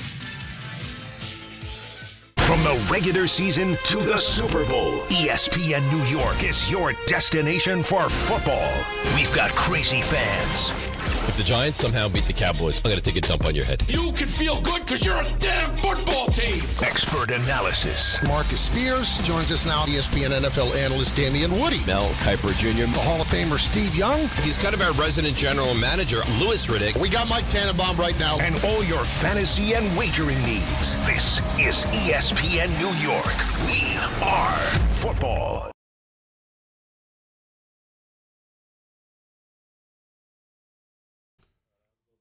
Bart Carlin, ESPN New York, hitting a couple of the comments in the chat on the ESPN New York YouTube page. A lot of people just beating up on me here. Like I'm better than that for not showing up the other day and all this. Like, how? It's like last minute. Like, I'm sorry I couldn't make it. But, like, we all plan on things in advance. That's all. And it's not a knock on Canty. Bart was able to come through. I give him credit. That was an amazing job on his part. I represented the show. Yeah, well, no, you represented yourself, and you did it exceptionally well. Me taking shots, all I said to Canty was, I said, I will tell you this, I did send the text at about 4:35, even though the couch did come earlier. I sent the text at about 4:35 with a picture of the couch and just said, I love you, but it was totally worth it. Now, did the couch come at, see, this is the thing. Couch didn't come at 1 o'clock, but but it's the thing, like, see, so you had 4 hours, you could. There's a window. There's a window. You know, it's like that clock in your ear where you like, do I want to go to the gym? And you look at the clock, you don't get up, and it's like, it's too late now. I can't. You know when it's like. What it is you made a cup of coffee or you made some hot chocolate and you sat in the chair. It's like, and the count's like, ooh, yeah. This feels good. Yeah, it does feel good. Yeah. I wonder who's playing. I don't have to watch Rutgers this week. Thank God. Not quite like that. We won last week. We beat Maryland. We're 5-5. We're okay. And I think, listen, I'm, you know, assuming that Ohio State wins this week, then we got a chance in the final game of the year to beat Penn State to go to a bowl game. Listen, y'all can shock the world, man. Could. You beat Ohio State. That would be amazing. Based on what I saw the other night, Graciano should Graciano should get a raise.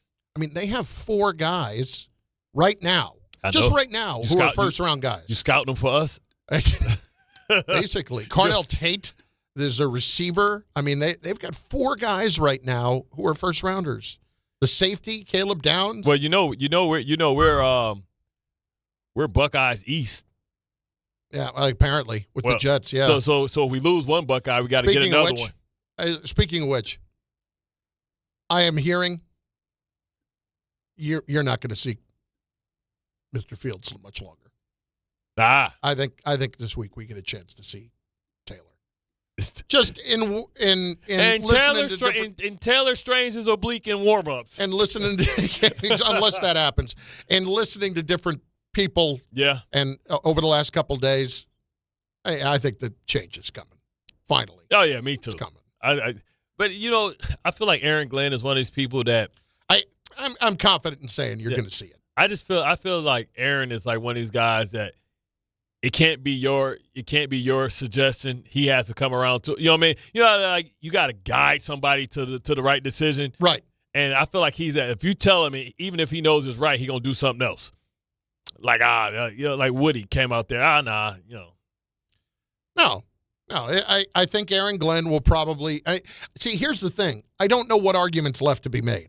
It's one thing when you can have an argument and it's important. We know what the argument was going into the last game. Is the run game and what he can do for us. It's not what Tyrod can do for us. Yeah. But when it hamstrings you so much on the other side, it becomes harder and harder to justify. Yeah, and you've also had 10 days, so many by to look at it and have to make that discussion and have that decision. I wonder if they practice today, because it's like a mini bye. Since they've had how does that 10 work days usually? Off. Sometimes it's like a mini bye, and what you don't want is for your team to have like 10 days off without getting blood moving and running, because you can start you have sloppy practices and stuff like that. So you would probably have them come in today for a bit of a let's see where y'all at, because some people probably could have took a little vacation. They could have went somewhere for a day or two or 2 days, because they were done Thursday, so Friday they talked to them, so they had Saturday, Sunday off, and probably have to be back Monday. So I would probably say they came back today and get the blood flowing, get a lift in, get your rehab, and then tomorrow they'll have off because that's their scheduled off day, and then they'll get back to a traditional regular work week. So here's my question. Will he play it the same way where he's not going to say who's starting until Sunday again? Man, come on, man. It's it's too many reports. Will he say it on Wednesday? Bro, if you got these reports already, then you already know what time it is. I don't know if there are reports about it, but if you're hearing it, yeah, then he might say, go ask Rich. Again, this is just I heard it from Rich. No. no. It's just the last couple of days talking to people. You definitely get the sense of, okay. Yeah, but people were feeling that. Listen, Justin, we tried. Yeah. We tried to ride that momentum. You cannot argue that he didn't get an opportunity. We tried to ride this momentum from what you did going into the break when you beat Cleveland. But we can't justify it anymore, brother. Here was Aaron the other day. This was on Friday. About considering a quarterback change. You know what?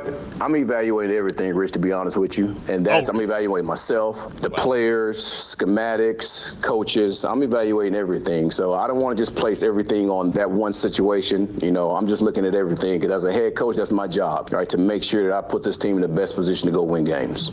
Are they good? Because, I wonder, was it one of those, look, man, I'm sure they had a discussion. I'm just saying, I was like, look, man, I want you to be successful. Here's the thing. They've known each other for a long time. Rich was on the beat when Aaron was playing. Yeah, but you know how it is. You still don't matter. When you directly can feel like you're directly commenting or being able to harm all that. But do you think he was doing anything in that? Was he sabotaging anybody? But he didn't care because that was going to everybody. This is something that's directly to one guy. It's like Aaron's the coach. It's like Aaron's the quarterback now. right? He gets direct blame, direct, attention. Yeah. Like when he was a player, it may have been like maybe 5 or 6 times where he even had to comment on anything that Aaron Glenn did. This is direct. I would hope that they're okay. I would hope that Aaron's like, hey, I was annoyed by that the other day. That's all. I just wonder, like, does he, when he answers a question, does he mention anybody else's name? I've seen him do it. I don't know about in this particular instance. I've never heard anything other than Rich. I never heard Jenny. I never heard like, hey, I can't even think of anybody who on the beat anymore. Yeah. I feel like I've heard it. Okay. Once or twice. I don't want to sit here and tell you I listened to that whole press conference the other day. I didn't. That's not the highlight of your life? At this point, it's not far off, but it's not. It's Bart Carlin on ESPN New York. Damien Woody in moments. This is an ad by BetterHelp. Shorter days don't have to be so dismal. It's time to reach out and check in with those you care about. And to remind ourselves that we're not alone. As seasons change and days grow darker sooner, it can be a tough time for many. This November, BetterHelp's encouraging everyone to reach out, check in on friends, reconnect with loved ones, and remind the people in your life that you're there. BetterHelp does the initial matching work for you so you can focus on your therapy goals. Short questionnaire helps you identify your needs and preferences, and our 12-plus years of experience and industry-leading match fulfillment rate means we typically get it right the first time. If you aren't happy with your match, switch to a different therapist at any time from our tailored recommendations. This month, don't wait to reach out. Whether you're checking in on a friend or reaching out to a therapist yourself, BetterHelp makes it easier to take that first step. Our listeners get 10% off their first month. Just call pound 250 and say the keyword timeout. That's keyword timeout after calling pound 250. I know that hiring can be challenging. You sort through tons of resumes and you get too many so-so applicants. You're just waiting for someone to match your role perfectly. Well, now, there's a place where you can meet them fast. ZipRecruiter. Need to hire right away.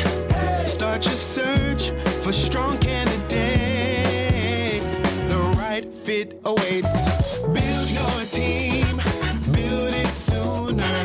Meet your match on ZipRecruiter. Just head to ZipRecruiter.com/ESPN right now to try it for free, and you're on your way to meeting your match. 4 out of 5 employers who post on ZipRecruiter get a quality candidate within the first day. So try it now. Go to ZipRecruiter.com/ESPN. Once again, that's ZipRecruiter.com/ESPN. Meet your match on ZipRecruiter. Try it free. This is DiPietro and Rothenberg. Dropped by Fields, and now it looks like New England has recovered. I don't think they're giving themselves a legitimate chance to win football games with Justin Fields as their quarterback. We're all accountable for that. Coaches, make sure we put our guys in the right position. Just to make sure we get the ball to some other guys. They're still an undisciplined team. Details and discipline. That was a box that we didn't check. A lot of miscommunication out there. Guys not on the same page. I, as a fan now, think we should lose. And I don't think that's wrong. This is DiPietro and Rothenberg. Why? How is this possible? Ask Rich. Ask Rich. Morning Start with DiPietro and Rothenberg. Weekdays from 6 to 10 on ESPN New York and streaming live on YouTube. Empower. Tim collects bobbleheads. A lot of bobbleheads. Baseball bobbleheads. Race car bobbleheads. Little chihuahua bobbleheads. He's got an entire room strictly for bobbleheads. Does he need them? No. Is his wife mad about it? A little. But Tim works with Empower, and he got good at money, so he can be a little bad. Ooh, horse bobblehead. Classy, Tim. Empower. Invest well, live a little. Start today at Empower.com. Hey, fans! Welcome back to Fansville's Cheers and Tears. Oh. Okay, so like everybody deals with losing, right? To a rival on a last-second field goal. Whatever, it's fine. I'm totally fine. But I cope with losing with an ice-cold Dr. Pepper. Those 23 flavors are like so delicious. They totally wash away the pain of your college football team taking a big fat L. College football. It's a pepper thing. This is Rick Brunson, the assistant coach from the New York Knicks. I'll be driving to our games this season in style in my new Jeep Gladiator from Princeton Jeep. My friends at Princeton Jeep gave me all-star treatment, and you can expect the same thing. Just mention I sent you, and they'll treat you like family. Princeton Jeep has tons of inventory and great deals on new vehicles. Visit Princeton Jeep at 1045 State Road in Princeton, New Jersey, or online at PrincetonJeeps.com and tell them Rick Brunson sent you. 880 ESPN, WHSQ, and WCBS-FM HD2, New York. A Good Karma Brands radio station.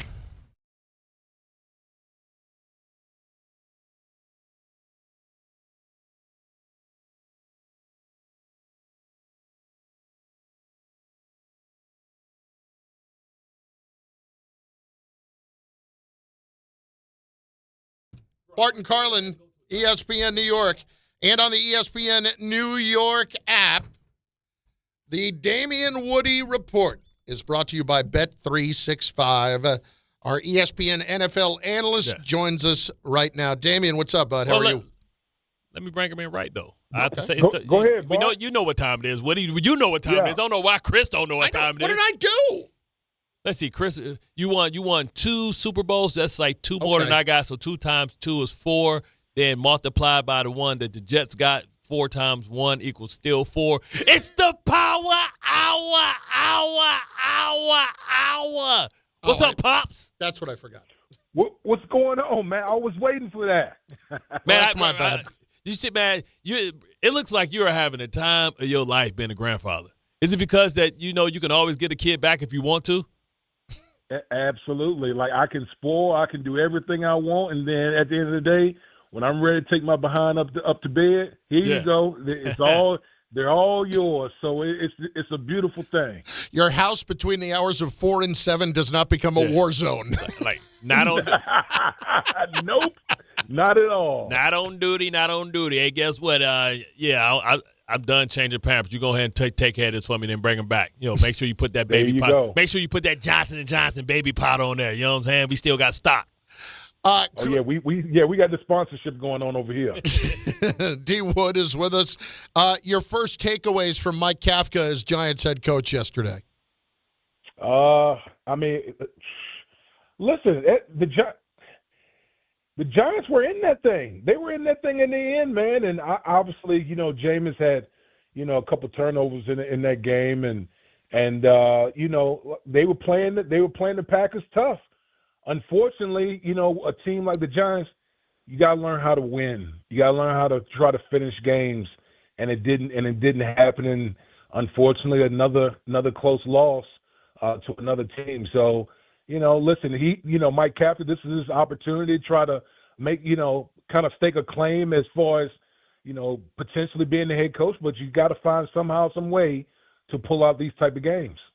I tell you what, man, one thing we know, Jameis Winston is the right guy to be like a mentor to Jackson Dart. I mean, he's been through it all. He's had the highest of expectations. He's risen. He's felt. And, like, just the energy and joy in which he brings is, like, infectious. You know what I mean? Like, I was, like, the energy guy. That was my role to make sure that nobody had a bad day. And you need guys like that. But the fact that Jameis Winston showed you yesterday that he can still play at a high level, like, to me, that looks like one of the best backups in the NFL. I mean, I'm sure Mac Jones may go one or some other people may have some other people, but Jameis Winston is still a very capable quarterback. And I think he showed Jackson Dart how to be able to win and throw through windows. Now, I don't know if Jackson Dart has a strong enough arm as Jameis Winston, but Jameis Winston threw the ball with anticipation. He avoided the really big mistake. I know he threw it to a couple guys that dropped some, but he showed you that this offense can be effective. This offense can be good. And with some great free agency and some great draft picks, this team should be able to compete next year, in my opinion. Well, I mean, that's why, to me, this job probably is going to be the number one most coveted job next year, because you got the quarterback, you got pieces on defense, you'll get Malik Neighbors back, you'll add something more to it. This is one of those teams where you're looking at and you're saying to yourself, this team could flip the script, in year one. This is not like a rebuild or anything like that. you could legitimately flip the script with the, you know, if you're a coach looking at this job. And so there's a lot of really good things to like about this Giant organization. They just got to find the right person. You know, I think the biggest question is how many coaches, whichever ones they identify, wouldn't it be ironic if Shane suggests a coach and that coach like, you know, I'll come here like Liam Cohen, but I can't play for him. I can't work with him. I need to bring in my own general manager, because I just don't understand why the Giants continue to try and have these arranged marriages. They just seem to never work. Yeah, you know what? I don't know exactly what, you know, John Mara's game plan is, but it seems from all accounts, you know, Joe Shane's going to be the guy that's going to lead the search for the next head coach and stuff like that. How much of a leash does Joe Shane have? I think a lot of it probably is because of his maneuver in the draft last year that brought Abdul Carter and Jackson Dart, and it just seemed like it may have gave him a little bit more runway. But, you know, listen, if depending on the head coach, you know, it could be a situation where the head coach might want final say. You know what I mean? We've seen situations where the head coach has the power and the general manager is more the guy that kind of arranges the draft and you know, helps out with free agency. So it's going to be interesting to see what the dynamic is going to be come the offseason with the Giants. Damien Woody with us, ESPN NFL analyst. So we saw a story come out within the last hour, Dan Duggan from The Athletic, talking about Abdul Carter. And Carter was benched for the first series yesterday because apparently he missed a walkthrough and slept through it, was at the facility and actually slept through it. And it had been a trend all season long that he had been late for meetings that Brian Daboll just let slide. Two questions. Number one, it's a series, but I guess it's something in terms of trying to at least send a message to him. But I guess the bigger question I have, D. Wood, is at some point, too, aren't the guys that are in his position group, the guys who are really well established, like the Dexter Lawrences of the world, there to help keep him accountable as well? Yeah, I mean, listen, man. You know, that's why, you know, when former players always talk about the locker room, it's exactly for situations like this. Coaches shouldn't have to. To me, this is not under the purview of a coach. You know, coach got enough things to worry about, you know, as far as game planning and all that type of stuff. This is what the locker room is all about. The locker room is supposed to police these type of things. And when you got a rookie, a young guy who has a lot of talent, but is not the most professional guy, like this is when, you know, older guys, veteran guys gotta take this guy on his wings. Like, hey, young fella, like, look, we need you, and we gotta have you, you know, acting accordingly, acting like a professional and doing things the right way, you know, so you can have a long, prosperous career even after I'm gone. So hopefully some of these veteran guys in the locker room will grab this young fella and kind of, you know, show him the ropes and let him know, hey, man, we can't tolerate this. But what does that say about Dexter Lawrence, Thibodeau, Brian Burns, Okereke, Javon Holland, that they haven't already done this? Like, listen, we had a lot of stuff, and we had some knuckleheads in our locker room too, but never to this extent where somebody come in and he's a first-round draft pick and he didn't fall in line. So that's what I don't get. Like, those guys who seem to have the resume to be able to say something and at least take him underneath his the wing. At least a guy like Brian Burns, who's playing at a high level, one of the highest paid players. Because if this guy ain't on board and ain't playing right, it directly affects his numbers. Yeah, man. It does speak volume about, you know, like what's going on in that locker room, that this has been going on all season long and it's finally kind of boiled to a head, and now he has to be, you know, he was basically benched for a series or whatever the case may be. Like, that thing should have been nipped in the bud a long time ago. Okay, if you got a locker room worth anything, there's no way you allow a young fellow like that to kind of, you know, go astray in this type of situation. Because if you're trying to build a winning culture, everything starts within the locker room. Bart, you know this as well. So, you just got to question what's really going on in that locker room. ESPN NFL analyst Damien Woody joining us, and I hesitated there for a second because news just breaking from our old friend Diana Rossini, something that we talked about not 10 minutes ago, that the Jets are making a quarterback change. Justin Fields is benched in favor of Tyrod Taylor this week. Your take as he will now face Baltimore in Week 12 here, Damien. Good luck. Yeah, well, I mean, to me, I think it had to be done. Justin Fields has really been struggling. And, when I look at the Jets, I look at a team like team that you're starting to see a pulse. You're starting to see a little life. Defense, I know, the last game in New England, there was some communication breakdown, but they're starting to play better. And now you got new receivers out there, A.D. Mitchell and John Mechie and some, other people out there. You got to be able to evaluate these guys. You got to be able to evaluate these guys to see if these guys are going to be part of your future moving forward after this year. And you can't do that with a quarterback who, quite honestly, is scared to really throw the ball or doesn't play with any anticipation or, with much accuracy. So, listen, we know that Tyrod Taylor, he's a professional. There's no question about it. He's been in almost every type of offense. The biggest thing with him is can you keep him healthy? But I think the offensive line is playing pretty well. So hopefully they get more out of the passing game because, listen, this is 2025, man. You can't have a passing game where it's like on average, 120, 130 yards per game. That's ridiculous. Yeah, like with that being said, the opponent coming up now, Baltimore, is coming up.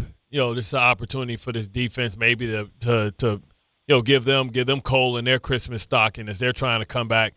When you look at this league as a whole, man, it seems like it's not that big of a difference between the really elite teams and the bad teams. It is. I would say this year more so than any year I can remember that it's the parity in this league is just gone crazy. Listen. We might be seeing a changing of the guard in the AFC right now. Think about it. Yeah. You got the Denver Broncos, the New England Patriots, and the Indianapolis Colts at the top. Right now, if the playoffs were to start, the Kansas City Chiefs and the Baltimore Ravens would be out of the playoffs. Think about that. Think how crazy that is right now. And then the NFC, you got your, Philly, Seattle, and Los Angeles. And the Lions will be out of the playoffs. So there's a lot of parity going on, but there's still a lot of games left. Things are going to change as we move forward. See, this is what I'm focusing on, because when you say that, when you talk about those teams not being in it, it's almost one of those things, D Wood, of show me the body. You're going to tell me they're dead, show me the body. Yeah. Even though you see that happen in Denver yesterday. Oh, there's no question. Listen, I always said, that was like the statement I made, like the road, in the AFC, the road to the Super Bowl goes through New England, but you still got to cut off the head of the snake, because at the end of the day, I just think the combination of Patrick Mahomes, Josh Allen, Lamar Jackson, you're going to have to see one of those guys on your way. That's just the way I feel about it, and we still got a lot of games left. A lot of things can change between now and later on in the season.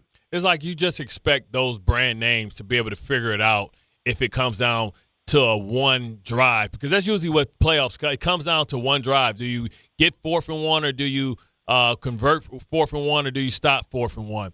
And when you look at it, you believe that, Drake May can do it or Bo Nix can do it, but we also understand that they've not had their rookie or their bad moment. Usually everybody has a bad game, and a lot of times, in our experience with each other, D, we're going to 2 back-to-back AFC championships. It was a bad day by Phillip Rivers, bad day by Carson Palmer, bad day by Peyton Manning, and it happens.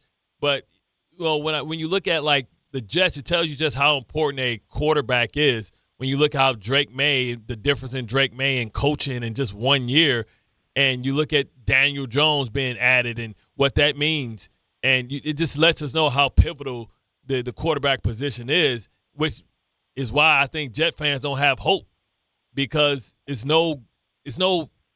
Daniel Jones out there this year to get. There's no Sam Darnold to get, somebody that's been battle tested or Baker Mayfield for a quick fix.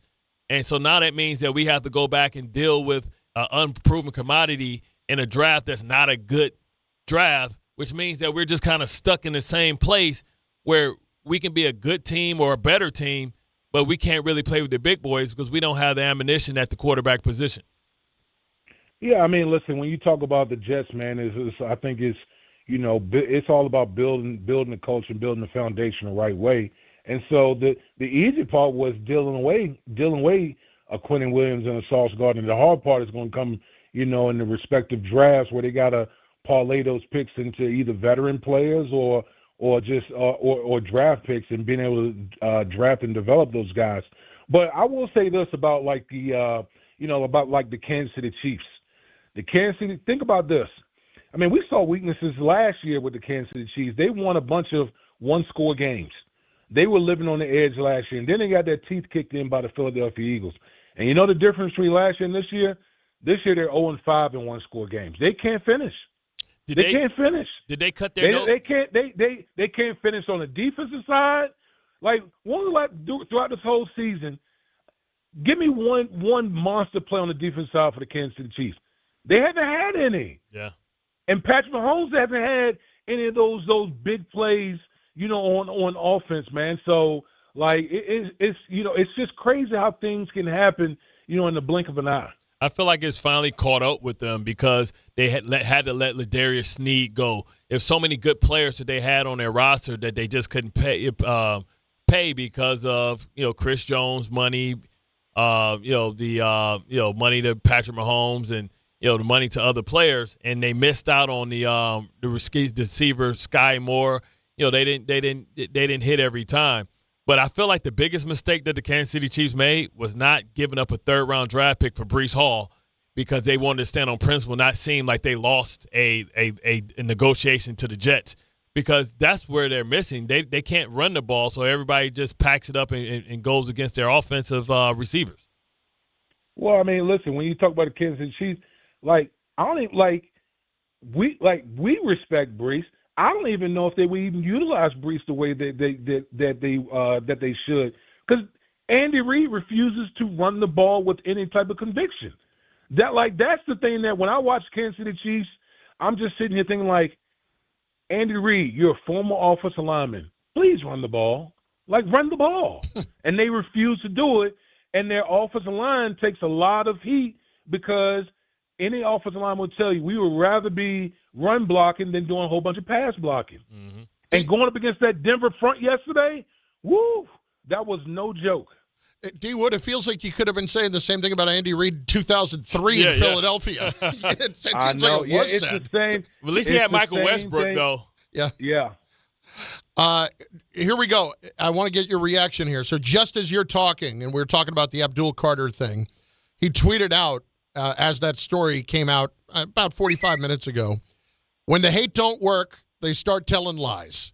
And then he responded specifically to the reporter and said, I was not asleep, actually doing recovery. Nonetheless, that's on me. You still missed a meeting. That's even worse, dummy. Walkthrough. That's even dumber. But listen, at the end, first of all, stay off social media. Okay? There's nothing good that can come about with you doing all that tweeting. It's becoming very close to nothing good happens after midnight and nothing good happens on social media. Yeah, I mean, it's really the case. But listen, at the end of the day, you miss walkthrough. You miss walkthrough. No one wants to hear, oh, well, I was in treatment or whatever. At the end of the day, we all have the same schedule. As a player, everyone knows when walkthrough is. And you can't use that as an excuse as to why you weren't at walkthrough. You missed walkthrough. You've missed meetings before. They've said that. You've missed meetings before. Okay? So no one wants to hear any of that. You know what this tells me, D. Wood? It was a defensive walkthrough. Because it's no way that John Melanie or anybody would have let you sit in there when everybody else would have been in there leaving out to go get treatment. So this tells me that he missed a defensive specifically walkthrough. Because if it was a team walkthrough, the medical staff would have said, "What you doing? You got to go. You got walkthrough." he might have been late. Yeah, I mean, he wouldn't miss. That lets me know there's defense. Listen, at the end of the day, man, like we all have a schedule. We all gotta be where we're supposed to be. You tweeting out this, that, or whatever, it doesn't matter. Like, be where you're supposed to be. That's what a professional is.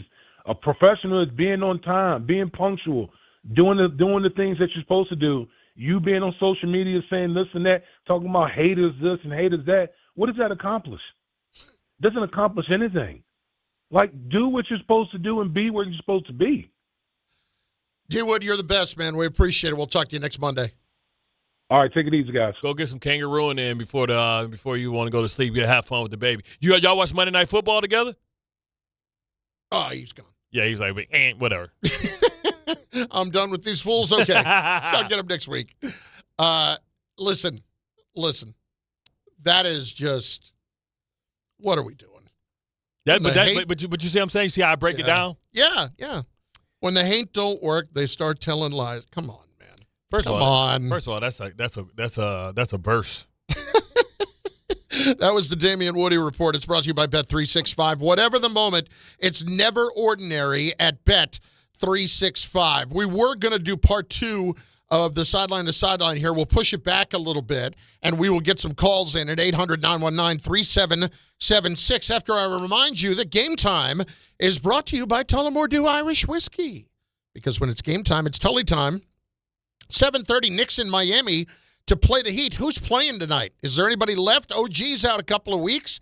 No Jalen Brunson tonight either. What's the guy that got benched that he said he's not part of the top 10? Is the guy he got from Philly. Ubaselli. You up? Ubaselli. Anyway, Knicks, Miami tonight against the Heat. Coverage begins 7 p.m. right here on 880 ESPN. Tullamore Dew is the original triple distilled, triple blended, triple cask matured Irish whiskey. Be sure to grab a Tullamore Dew or try the new Tullamore Dew Honey during today's action. Glasses up to enjoying Tullamore Dew responsibly. Gilbert has been very patient in Brooklyn. Up next on ESPN New York. Gilbert, what's up, brother? What's up, guys? Everything good? Yeah. Kuda Matatos. Can you hear me, guys? Yeah. You muffled. You got us on speaker or something? Are you in Afghanistan? Okay, this is better. There we go. One thing I wanted to speak to you about, both Carlin and Big B. NIL is ruining not only college football, but it's also ruining professional NFL football. Why? Because all these guys are getting so many millions and are coming in like they're it. And to re-recruit all your players every year, okay, says that you're losing a lot of your players unless you maintain a high payroll. Commissioner and all the commissioners from the college leagues have to get together because that's the minor leagues for the NFL. And if they don't correct this problem where guys are training better, guys are really getting in, their football, lessons in, the product is going to dilute more and more. See, Gilbert, every year. Gilbert, here's the problem, right? This is a nuance argument because you can say that it's hurting the game. You can say that it's helping the game. You can say that it's we don't know yet. Here's the one thing that it does do, and especially for basketball, it allows guys not to rush for the money. It allows them to stay longer and be better. So, like, we may see an older team in college because they're getting paid more money than they would get if they're a rookie in the NFL. We saw this happen with Beck. Beck for Miami probably would never play in the NFL. Mm-hmm. But he stayed 4 years, where he might have tried to come out last year, just because, like, well, why do I want to go play here? But financially, he may or may not thought he was going to win a national championship with Miami, but allowed him to make money. So it also allows guys that are really, really good football players. Like Tim Tebow was never an NFL quarterback, but he was able, like, if Tim Tebow would have played and stayed in college all 4 years, he would have made a lot of money. And it allows these kids that are dealing with the same things that guys that played 11 years like me deal with. concussion, CTE, arthritis, post-college surgeries, at least it gives them a start on life. They're making so much money for these universities, and like they're not benefiting from it. Some old white or not even some old coach is making guaranteed money when they suck. How much is the dude from Michigan State getting paid to do nothing? Mel Tucker, yeah. $90 million. Yep. Like, just imagine if you took some of that $90 million and the people that played for him got 10 of it in the form of an IRA or something for like $300,000. Well, here's what you really need to pay attention to. It's good for the sport, and it's good for college athletics from this standpoint. Yes, it's a lot of money being thrown around, and you can get guys that end up going somewhere else for $1 more. Yeah. Welcome to life. Yes. That's what happens in life. Isn't that what the coaches do? Yeah. Number two, it gives them options. But more than that, the idea of the ones who are not going to be professional athletes but are very, very good in college, what you pointed out, I can't even imagine if I had started my life, and I'm not even a good example. I'm talking about people who were in dire straits. Yeah. You start your life coming out not with college loans, but with $200,000 in the bank. Yeah. And what that would do for you to begin your life, especially now. If you guys want to point to this as a bad thing and we're just paying these guys, that's all this is. Yeah. There are all still the other rules that are in place where you actually do have to do the work. And I would love to see anybody that wants to continue to complain about this kind of thing maintain the kind of schedule that college athletes have to maintain in addition to classes and how their days are basically from 5 a.m. until 11 p.m. at night. And between school and everything else. Let's take the Fab Five for an example. Juwan Howard, Chris Webber, Jalen Rose. They was going to make millions of dollars regardless. Yep. But it was not Jimmy Jackson and King. Were they not as important? Were they not as important? They were really, really good college basketball players. They just weren't professionals. But the Fab Five was a phenomenon. Everybody made money off the Fab Five. Should they not get no money? Like, should they just say, well, like, we all know that The Rock was an okay football player, but he played at the University of Miami. He tells the stories. I had $5 to his name when he was wrestling. $5, $10. Like, Bart, I knew guys that had so little money that they might grab a couple of more granola bars when they were leaving the facility because they didn't have anything at the house to eat. Here they are, part of say if you're the Notre Dame, you got an NBC contract, and you ain't got enough swipes. You run out of swipes, and you sitting in the stadium, you sitting in a building or cafeteria that's built by the football program because y'all keep winning bowl games, and you the reason that you're winning bowl games, but you ain't got no more swipes. So you going to ask the young guys that still live in the dorms, if you don't live in the dorms, can you get a swipe so you can go to the cafeteria to eat because you ain't got no food? Come on, man. Bart Carlin, ESPN New York, a quarterback change for the Jets and Sideline-to-Sideline in moments on ESPN New York and on the ESPN New York YouTube page. Monday with Hahn and Rosenberg. A new coach didn't stop the Giants from losing another game they led in the fourth quarter. Is the roster the issue for Big Blue? A lot of this has been the defensive side of the ball. So, like, we can blame Brian Daboll for it, and he should be blamed because he hired Shane Bowen, but how much of this is cornerback coaches aren't doing a good job, and the defensive line coach isn't doing a good job, and Shane Bowen's not doing a good job? I would buy into all of it. Hahn and Rosenberg today at 3 on ESPN New York and streaming live on YouTube. The FanDuel Sportsbook app is your home for all your favorite NFL bets. From yards to touchdowns to who will win, with FanDuel, any play can be the play of the game. Tonight, FanDuel's giving all customers a 30% profit boost token. That's right. You can get in the action with a 30% profit boost token this Monday night. So make FanDuel your go-to app for any snap. Just visit FanDuel.com/Rick to bet on the game. Tonight, FanDuel's giving all customers a 30% profit boost token. That's right. You can get in the action with a 30% profit boost token this Monday night. So make FanDuel your go-to app for any snap. Play your game with FanDuel, an official sports betting partner of the NFL. Must be 21 and older and physically present in New York. Opt-in required. Bonus issued as non-withdrawable profit boost tokens. Restrictions do apply, including any token expiration and max wager amount. See terms at sportsbook.fanduel.com. For help with a gambling problem, call 1-877-8-HOPE-NY or text HOPE-NY at 4673. 6'9". Finding great candidates to hire can be like, well, trying to find a needle in a haystack. Sure, you can post your job to some job board, but then all you can do is hope the right person comes along, which is why you should try ZipRecruiter for free at ZipRecruiter.com/ESPN.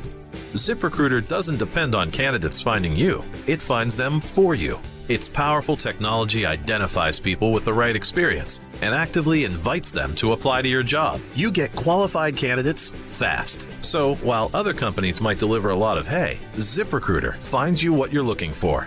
The needle in the haystack. See why 4 out of 5 employers who post a job on ZipRecruiter get a quality candidate within the first day. ZipRecruiter, the smartest way to hire. And right now, you can try ZipRecruiter for free. That's right, free. At ZipRecruiter.com/ESPN. That's ZipRecruiter.com/ESPN. ZipRecruiter.com/ESPN. This college football moment is brought to you by ServPro. College football teams have moments they recovered from and made it like it never even happened. Like on October 2nd, 1993, when the University of California faced a 30-0 halftime deficit to Oregon. Cal went on a remarkable 42-11 run in the second half to capture a 42-41 victory, one of the largest comebacks in college football history. ServPro, like it never even happened. Tire care shouldn't come with extra costs or surprise fees, and it should be simple, straightforward, and stress-free. So at Midas, they're rolling out the limited lifetime tire guarantee. Included with every tire purchase with paid installation, you'll pay nothing for flat repairs, nada for flat replacements, zilch for tire rotations every 5,000 miles, and 0 for other preventative maintenance. So with this limited lifetime tire guarantee, you'll pay a whole lot of nothing compared to what the other guys charge for tire care. That's a limited lifetime tire guarantee only at Midas.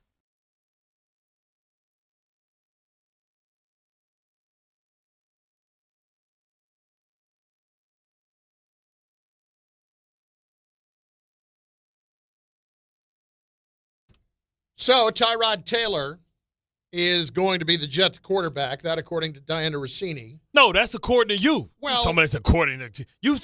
You really broke it. All right. She just confirmed what you said.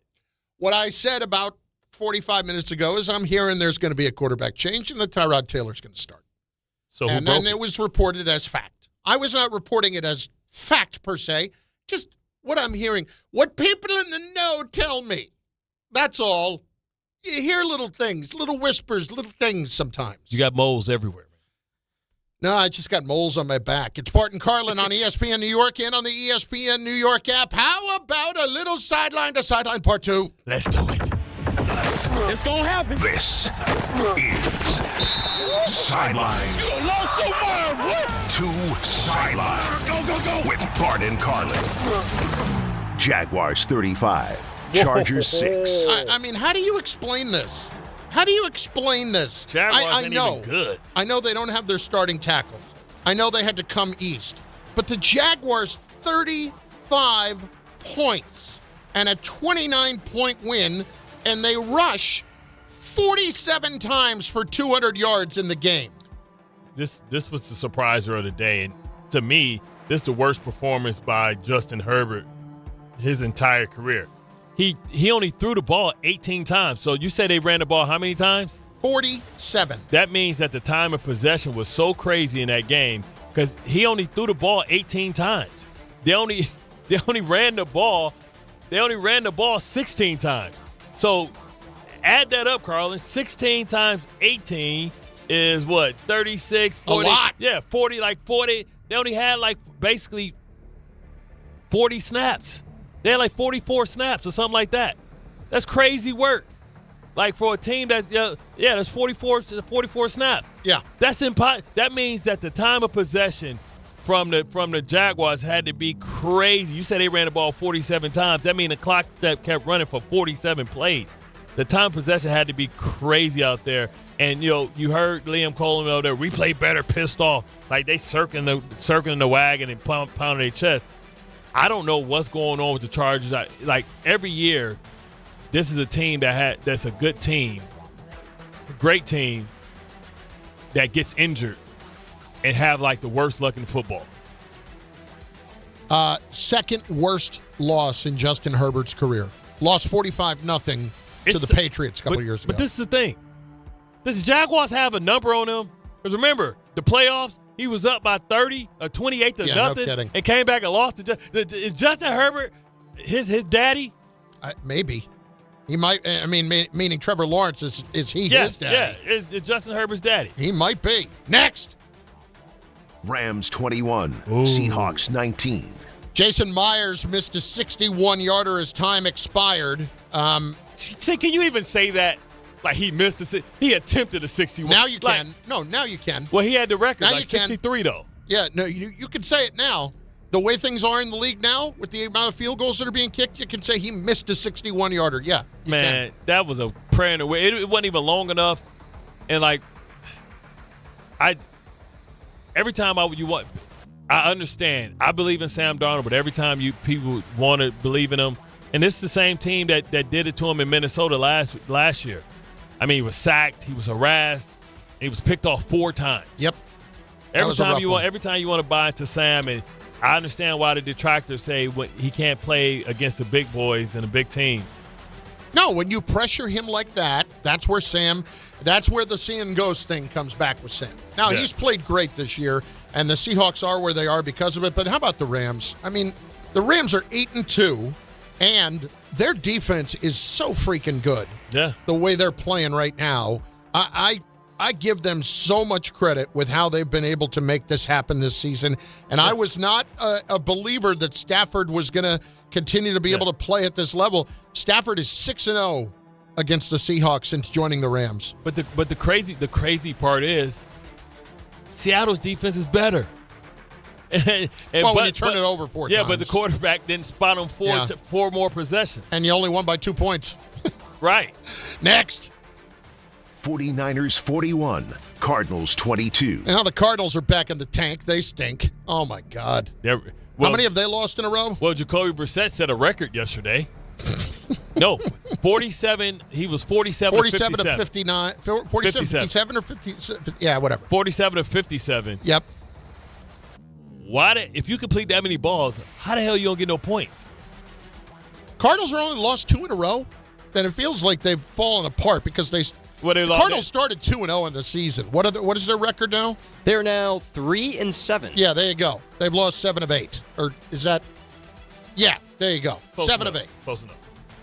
Anyway, point being, Cardinals are not very good. The 49ers, even though, Bart, they're not great, even with Purdy back, the 49ers are not going to beat themselves. They just are never going to beat themselves, and they're never going to lose that kind of game. You know what I mean? Yeah. If you expect them to beat a team, they usually do. If you're going to muck it up like that, they're not going to lose it. Next. Ravens 23, Browns 16. Yo, I was nervous. Like Myles Garrett got 2 games where he got 9 sacks. Like we thought there was a fluke that he had 9. They might have to give him the defensive MVP again. And it's so nasty because their team sucked and he took the money. But he basically has 9 sacks in 2 games. Yeah. And he has to have like 14 now. And I know they want to give it to Benito because he's on a good team. They're going to overtake Kansas City, and the defense is the reason why that team is that. But how can you not give it to Myles Garrett if he get damn near 20 sacks again? I don't know how you can. What, he got like 7 more games? What is it, 7 games? He had how many sacks? He had 4. He had 4. And meanwhile... And he had 5 against Will Campbell in the Patriots. Yep. And Burns had 2 more yesterday, too. So it's like he's got 15 to 13 then. And you know that teams that got losing records don't get as many opportunities as guys that are winning games. So, Benito, well, they haven't been ahead in a lot of these games. That team is on a record pace for sacks this season. Right. Because they had 63 last year, and they had 46 going into yesterday. I think one year we had 61. Yeah. But they had 46, I think, going into yesterday. Yeah. And they had, 2? I don't know how many they had yesterday. I need to go look. Next. Broncos 22, Chiefs 19. Well, let's go look and see how many sacks they did have yesterday. Because the Broncos did end up beating the Chiefs in that game. Now, look, the Chiefs are 5-5. Right now, they would not be in the playoffs. Still a lot of time to go with 7 games to go, man. That's a lot of games. I'm not ruling anything out with them. They're obviously the one thing that you'll point to is they'll have to go do it on the road, but it's not even like that would scare me from their perspective. Like the Chiefs going on the road, okay, no problem. It's not like they haven't done that before. Remember, Buffalo's like, yeah, we got them. We got them on the road. Remember, Baltimore, we got them. We got them on the road. Now, let me ask you this. Two things. One-score games for both of these teams. Last year, Kansas City was 11-0 in one-score games. This year, 0-5. Are the Broncos fugazi because they are 7-2 in one-score games? They could be fugazi next year because this offense leaves a lot to be desired. I know yesterday he actually threw for some decent yardage. 295, Bro Nix did. Yeah, so like he actually, but before that he had been like inept. And the fact that they were able to get the win against their nemesis. Remember last year they should have beat Kansas City, but they should have beat Kansas City, but they got a field goal block. This year they hit the field goal, and even with all that they did and all the yardage that he threw for, he only won by 3 points. So I would like to see this team when they play each other again and see what that looks like. Hit it next. Eagles 16, Lions 9. This might be one of the worst pass interference calls I've seen in my entire life at the end of that game last night that handed the game to the Eagles. And where's the first thing your mind went when you saw that egregious? The Rock Ya-Sin interception. It went to the Rams Saints NFC Championship game. Well, for me, it went straight to or did it go to the Super Bowl? No. To me, it went to. Are they betting on this game?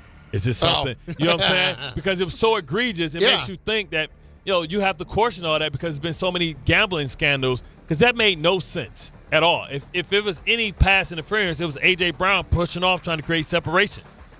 So that was one of the worst. And who's to say that the Lions should? The Lions hurt themselves tremendously because if they would have just kicked 3 field goals instead of going for it on every fourth down, they would have been fine. Or were they 0 for 5 on fourth down? 0 for 5.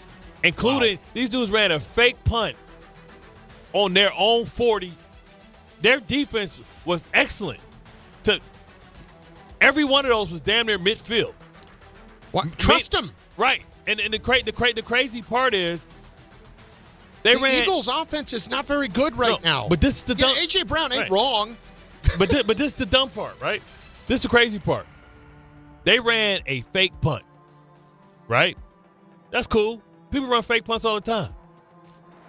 They had Jalen Carlin still on the field. So you got some linebacker sitting in this little stands, and his job is to block Jalen Carter from a 2-point stance, and Jalen Carter coming off in the 3-point stance. You big dummy.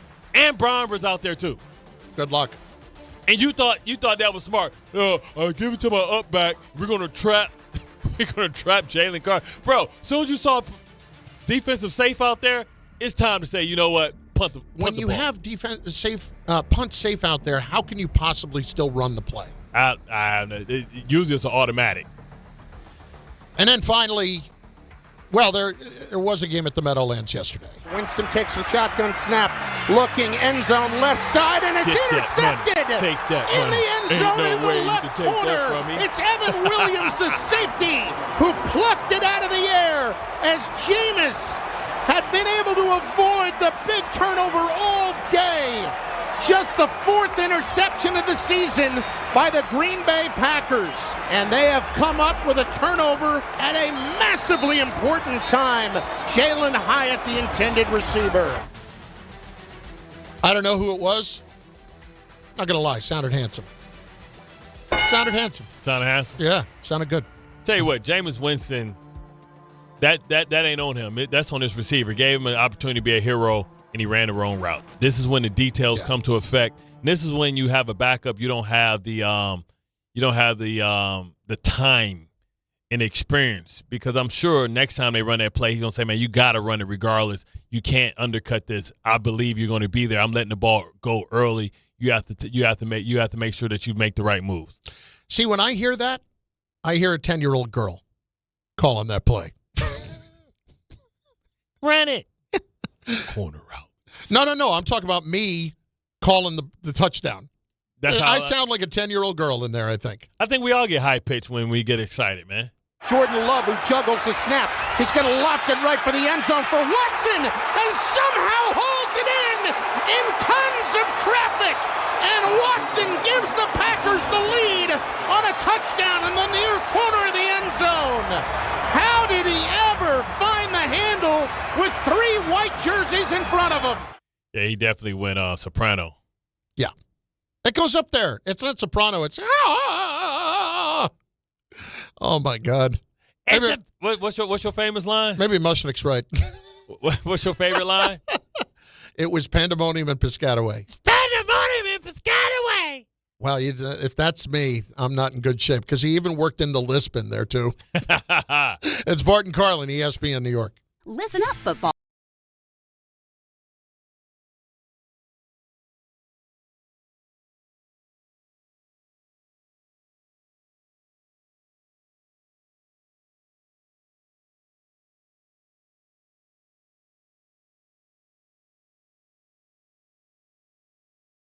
At Bet365. Gambling problem? Call 1-800-GAMBLER. 21 plus only. Must be physically located in New Jersey. T&Cs apply. In-app only. This is an ad by BetterHelp. Shorter days don't have to be so dismal. It's time to reach out and check in with those you care about. And to remind ourselves that we're not alone. As seasons change and days grow darker sooner, it can be a tough time for many. This November, BetterHelp's encouraging everyone to reach out, check in on friends, reconnect with loved ones, and remind the people in your life that you're there. BetterHelp does the initial matching work for you so you can focus on your therapy goals. Short questionnaire helps you identify your needs and preferences, and our 12-plus years of experience and industry-leading match fulfillment rate means we typically get it right the first time. If you aren't happy with your match, switch to a different therapist at any time from our tailored recommendations. This month, don't wait to reach out. Whether you're checking in on a friend or reaching out to a therapist yourself, BetterHelp makes it easier to take that first step. Our listeners get 10% off their first month. Just call pound 250 and say the keyword timeout. That's keyword timeout after calling pound 250. Some people just know you can save money on car insurance by checking Allstate first. Like you know to check if they're going for it on 4th down before going to the concession stand. Yeah, give me 3 hot dogs, 2 jumbo touchdown, baby! What? Hey, buddy, you want cheese with those? Yeah, checking first is smart. No. So check Allstate first and see what you could save. You're in good hands with Allstate.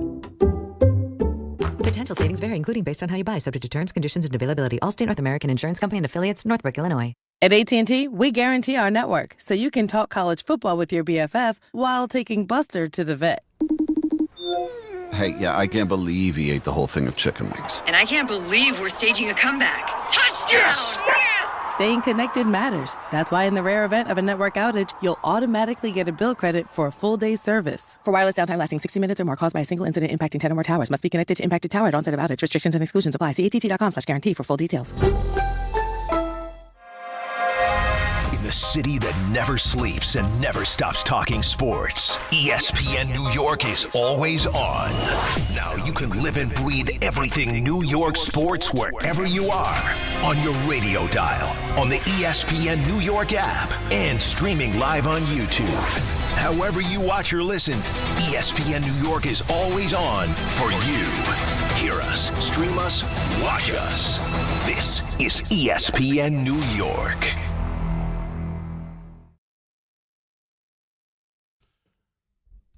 Let's get him in. Bart Carlin, ESPN New York, and on the ESPN New York app. How about Michael in the car? He is up on ESPN New York. What's up, Michael? Put your lighters up. How are you guys today? Good. Good. So, Bart, you brought it every game, every play, and now all this stuff has come on about Abdul Carter. To me, as a Giant fan for 55 years, he looks slow. He looks overmatched. He looks unprepared. See, that's all. See, now hang on. Michael, hang on. Yeah. Slow, overmatched. Yeah. You can't say that when the guy has the same pass rush win rate as Brian Burns does. Yeah. He just is not closing right now. So the numbers aren't there. Okay. But yeah, the numbers aren't there. His tackles aren't there. You look at the stats. He has no sacks. And yesterday he had 1 tackle. Well, listen. Yeah, you expect him to have we thought he was going to be like Aiden Hutchinson, right? Yes. We thought he was going to have instant impact. You know, could we say that maybe Thibodeau had more of an impact than him his rookie year? As a rookie, I think so. Yeah, so I need to go back and look. But Thibodeau didn't have a half a sack. Yeah, I know that. Yeah, the numbers don't tell the whole story, but no, he's had 2.5 sacks. Sacks. He's had 2.5 wiped out by penalties this year. And as I said, if you're still winning at the same rate, then that probably just says that you haven't figured out how to close out yet. You would think that with a guy with like 13 sacks on the other side, that you get some one-on-ones, you'll be able to get him. You would think that you'll be able to get him, you know what I mean, with all I'll give you an example, okay? Saw this yesterday going into the game. Yeah. Your guy, Rashawn Gary. Yeah, he's eating off of Parsons. He is, because Parsons is getting double-teamed 21% of the time. Yeah, they're sliding the coverage to him. So Parsons had 2 yesterday. He had 6.5, and so he's got 8.5 now. On the other side, Gary is getting double-teamed 3% of the time. Yeah. He's got 7.5 sacks. Yeah, yeah. So that, to your point, there are the numbers that back it up. Shake and bake, baby. Yeah. So it just tells you exactly what the issues are. But the other stuff with Carter is the stuff I find more frustrating. Yeah, that's immature. The immaturity and the entitlement, I can't rock with that, brother. But really, why it's not getting called out? You know what's crazy? When somebody like is a coach that yells at people and do stuff like that, and then they let something like that go, they'll let you know that they lost it and they compromise how they're going around business. They just trying to get along and trying to hope that these guys can say, because he probably was hoping that Dart and Carter could save his job. But imagine this for a moment, right? That happens, and you let that slide all year. Yeah. But then at the same time, you're screaming at Kafka because Theo Johnson drops a ball, and you tell Kafka you're going to take away his opportunity to call plays because the guy drops a ball. That's because he can't save his job. You see what I'm saying? Yeah. But that's how that's you know. Desperation. That's how you know when you hear, like, coaches that used to be disciplinarians and stuff like that, and he's like, hold up, he let that go on? Oh, so now he's separating people that can save him from the people that can't save him. Like, that's why when we talked about early Aaron Glenn, why it was important for him to bench Justin Fields early in the season, because he was holding everybody accountable but him. Let's hit Tessa. She is in West Caldwell. She should be in a good mood. She should be in a good mood today. They didn't disappoint. They didn't disrespect. Bart, stop trying to play me out. Like, stop trying to play me out. No, I'm not in no stinking good mood, but I'm not going to bash my head against the wall. My thing is this. Remember, I told you guys in the beginning of each season, even with Malik Neighbors, I never run out and go get them jerseys for the rookies because I need to see how they act on the field, and off the field is just as important to me. I am so disgusted and disappointed with him. And then with Brian Daboll, you so busy trying to kiss butt, you know what I'm saying, instead of putting this rookie in his place, because like Bart said, he want to keep his job. This is unacceptable. I'm going to be honest with you. I don't think that Burns and Dexter haven't talked to this man. I don't think they haven't talked to him. I do. I just think he's, like Bart said, he's entitled and he's trying to do what he wants. But he better wrap it up, because right now you're not closing right. You're not doing the schemes the way you're supposed to be doing. So that makes me feel like you're not reading the playbook. You're not doing what you're supposed to do. You understand what I'm saying? That makes me feel like that now. Now that I see you sleeping through meetings, it's unacceptable. Again, it's coming from the top. Why Joe Sheen has no business. He has no business trying to find his next head coach that's going to be a yes man. I'm disgusted. I feel like we're the worst defense in the whole entire league. I feel like Jalen Hyatt should have been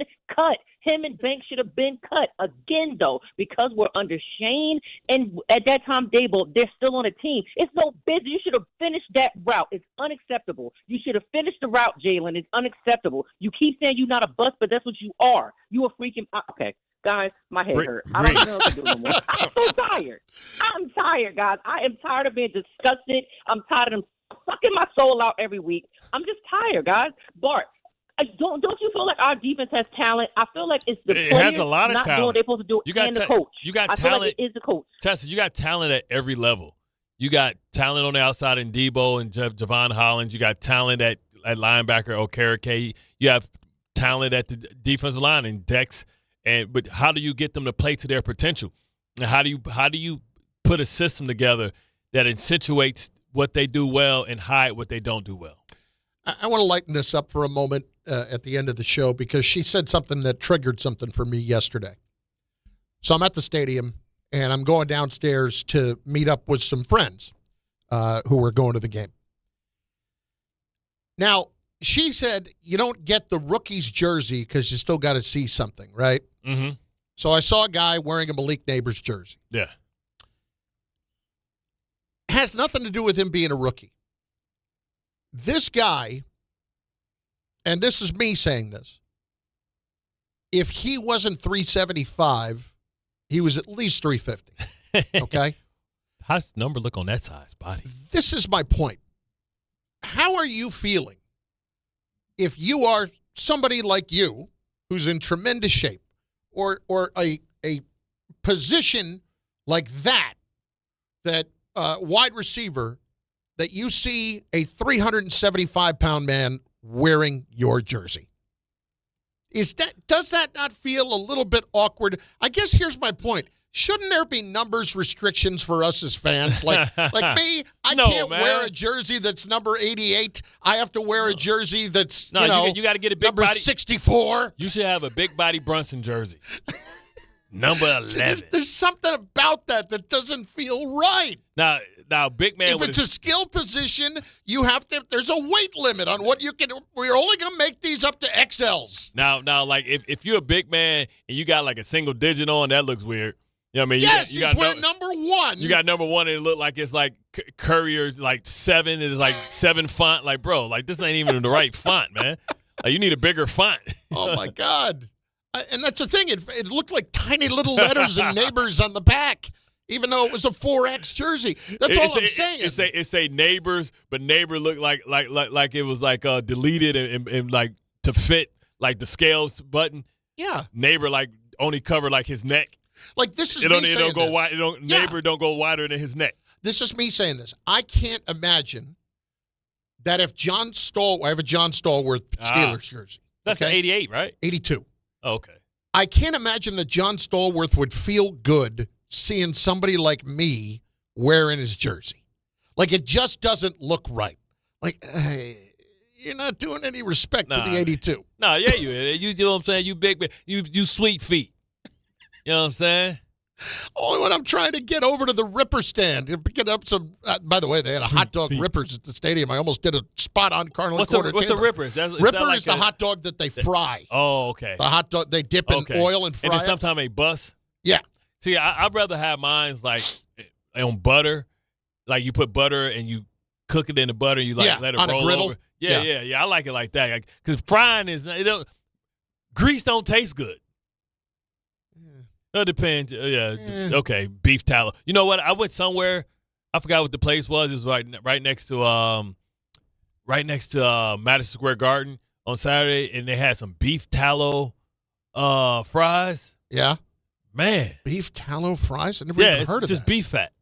Oh. You know how how JFK or whatever his name is, RFK, what's his name? I don't know. Whatever. He was trying to get everything cooked in tallow because it's healthier. Man.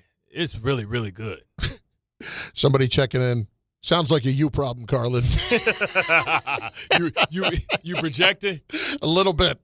It's Bart and Carlin on ESPN New York. The Michael K. Show is next, followed by Don Hahn and Rosenberg all afternoon long. Change your quarterback for the Jets. That and more on the way.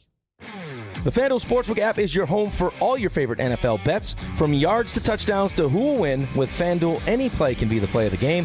Tonight, FanDuel's giving all customers a 30% profit boost token